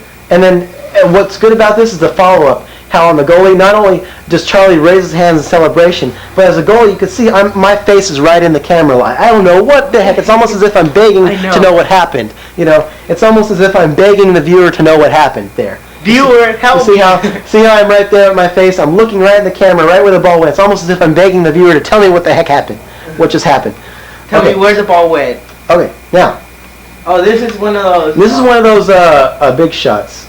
Oh, this is shot. Oh. That shot just blew right by me. That was taken off camera. And the reason why I liked that shot was because I dived out with my stick hand to get after it. And then I had my glove hand in this sort of like power pose, like down, like in confident pose down. And I'm looking back into it, wondering what the heck happened. And it's just like, oh my gosh, where is it going? And you just saw that. There it is, right there. And I don't know if anything else happened. You should have dived for it at least, like this. Yeah, I think I went for it. I should have cut it earlier, but okay. Now this shot was an angle shot. Franco has the ball right there on your right of the screen. Yeah. The right of your screen, and he's taking it. I don't know how he got to roll perfectly like that, but somehow he got it to roll perfectly to where he just got on a stick and just bam, and so it's rolling with him. I don't even think he's not even touching it. I know. And I don't know how he did that. That's why I like him on the right side. And then he shot it right there, and it barely eluded me on the right post, and it went to the other side, and also it bounced out. So it's like I went down and like. So Stuart just put the last. Stuart kind of So that was like a in between shot. That was so cool. Nothing. Well, you'll see again. This shot. No, David. Okay, we're wasting time. Yeah. Yeah, it's Dude, okay, this shot was a weakness because number one, I was standing up. Number two, I was outside the net, and I should have been crouched and ready here. Okay, now the good thing about this though is if you see the attackers, they're all rushing at me. So it's like keep on talking, David. They're all rushing at me, and then I'm down, and then I think Charlie took a slap shot there, and he just blew it by me. I think that bounced on the ground underneath my 5-hole and came back up. That's how that happened, and that was just a sheer power right there. He took a shot right there that just went right by me. Yeah. You missed your shot. Both of you missed your shots. Okay, now I went back. I cut back to this shot where Stuart got the goal in. Why, I have no idea. I know why. Because I wanted to get Charlie doing that. Yeah, again, the attitude thing. The whole attitude thing. And that was his original thing there. This shot, let's see what happened. Slap shot taken off screen. It goes up. Oh, that one just gets by me. I don't know why I included that one in. It's not really different from the other one. I guess I just got down. This is probably a filler shot to fill some space. Here's another shot taken from off camera. You can tell that this is an intense part of the video because the only reason I would have all these shots taken off camera back to back is if the video was like constantly beating or constantly intense, which is probably what the case is. Okay, that one just got by me on the right side, and the reason why I got it is because I lunged at it. And Stuart, the weakness, because Stuart's just skating weakly in there. He's not really celebrating at all or showing anything at all. He's not going after the goalie. That's a weakness. Okay, now this shot, I think we're at the second to last shot, guys. We are? Yeah, I think so. This shot was taken in, and I was going down because I saw it was going down. I don't know why I was going down, but I was going down, and it bounces off. Oh yeah, this is Charlie's sniper rifle shot. This is the sniper award shot. This gets the sniper rifle award here. It goes after me. I'm GoldenEye. Okay, it bounces out. Look how it bounces out. It's bouncing out, and I think it's so okay. Perfect. It's so perfect. Right now, I think it's okay because I just got the rebound. It got knocked far out. I don't think anything's going to happen. I don't think anyone's going to take a shot. But guess what happens? I'm wrong. Somebody rushes in, and I realize suddenly that I have to get up all of a sudden. I get up frantically, trying to block the shot. I don't think he's going to take it from far out, but he takes it. Boom! Bullseye! Right to the top left. Right here. Cleared out of just, that was a clear shot. And appropriately, Carlo, look at that celebration. That was good because the celebration that you have after your goal has to be proportional to how good the goal was. Yeah. And that was very good. That was very good right there. Intensity all throughout. And, I'm just like, oh my God, I didn't get up in that time. See, so you see how the goaltender's mental process kind of worked there? It's like, I didn't think anything was going to happen, so I stayed down. But then all of a sudden, I had to get up real frantically, so that was really good, Okay, now this is the last shot of the video. I know you're sighing or a sigh of relief. And this shot I was standing up, and that was okay because it was like, and Stuart was there for the rebound. Now, this shot of the video, I thought it was appropriate to be the last shot because of the fact the video ends. It ends on the dun dun, And the last shot of the video, this shot of the video is one in which I didn't see the ball. This was an upstairs goal. It got in the top right corner. It went to the left side of the goal. I was perfectly hugging the post. I was hugging the post almost perfectly, and yet they still got it in. That is the quintessence of scoring. The goalie hugs the post, has it played perfectly. Top right corner, it goes in, and that is the finale. And that's why I included it at the end. Again, the internal aspects of hockey at work here. At work. See, it goes in, and I just turn my head, and I don't even react on this shot. The reason why I got this at the end also is because as opposed to being frustrated, I'm just stunned. And that effect of being stunned is what I want to follow the viewer out, Out. I want to follow this out. And I'm just frozen right there. And then back to the title, All right. And so basically that's a shot-by-shot analysis. And I have a scratchy throat. I have a scratchy throat right now. So Dave, what I would advise is watching this again in fast motion and noticing everything I talked about, or a lot of it. So what's our time? Oh! Is it 9:30? Wait, stop. Let it go, back. It's 9:30, huh? Yeah. Oh, man. So we want time to listen to the music? Yeah. Do you want to take What time do you guys have to leave? In media hora. Half an hour. Oh, okay, 10. Media hora nomás.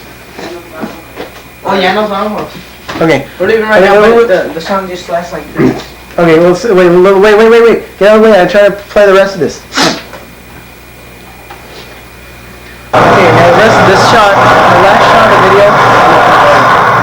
the last shot of the video, I included the natural sounds because the effect that I was going for in this is since this is street hockey, I want to, the fact that we supernaturalize the game here, I want to have the sort of resolution effect that, despite the fact that we are making all these saves, extremely good saves, despite the fact we are making all these extremely good goals, I want to remind the viewer that this does take place on a street, that this is an ordinary thing, despite the fact that we are going for the extraordinary on this video.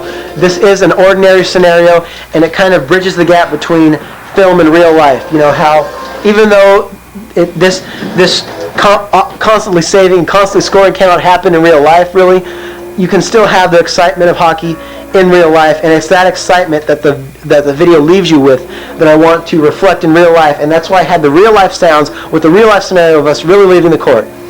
And I don't know how I'm going to do it at the end of our next video, but I'm going to figure that out.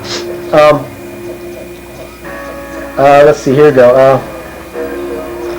Here's the credits. Franco, I had you left wing, but actually you were right wing because you were staying the right a lot of times. I just wanted to list you guys' names again. So.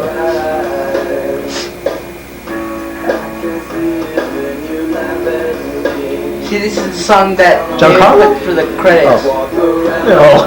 No, it isn't. Yeah, it is. And then here's little.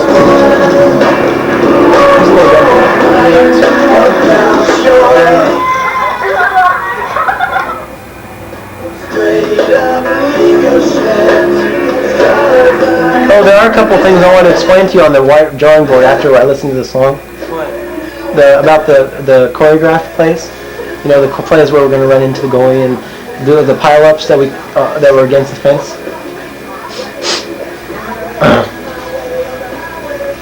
Everything's David Vega, huh? Wanna hear it, David? No, hold on. And then I decided to conclude it with this. Well, why do you do that? I just told you, and I explained on the camera, that way you can see him. There's something. What the heck is that? Wait, let's go back at that. What is it? I was trying to fix the camera and I had my towels hanging out. Wait. What's this? Oh, Lord. I saw default.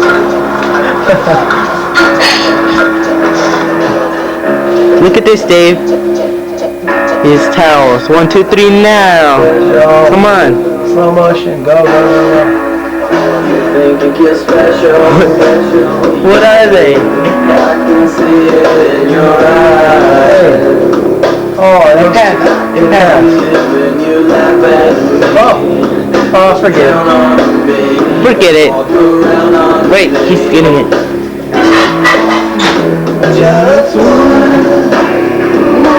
And there's me with my towels. You can probably make out. Oh, no, you can't make out anything. I was sitting on the ground trying to fix it with my towels. Okay, do I turn it off? That's it. Bye, David. What? Dave.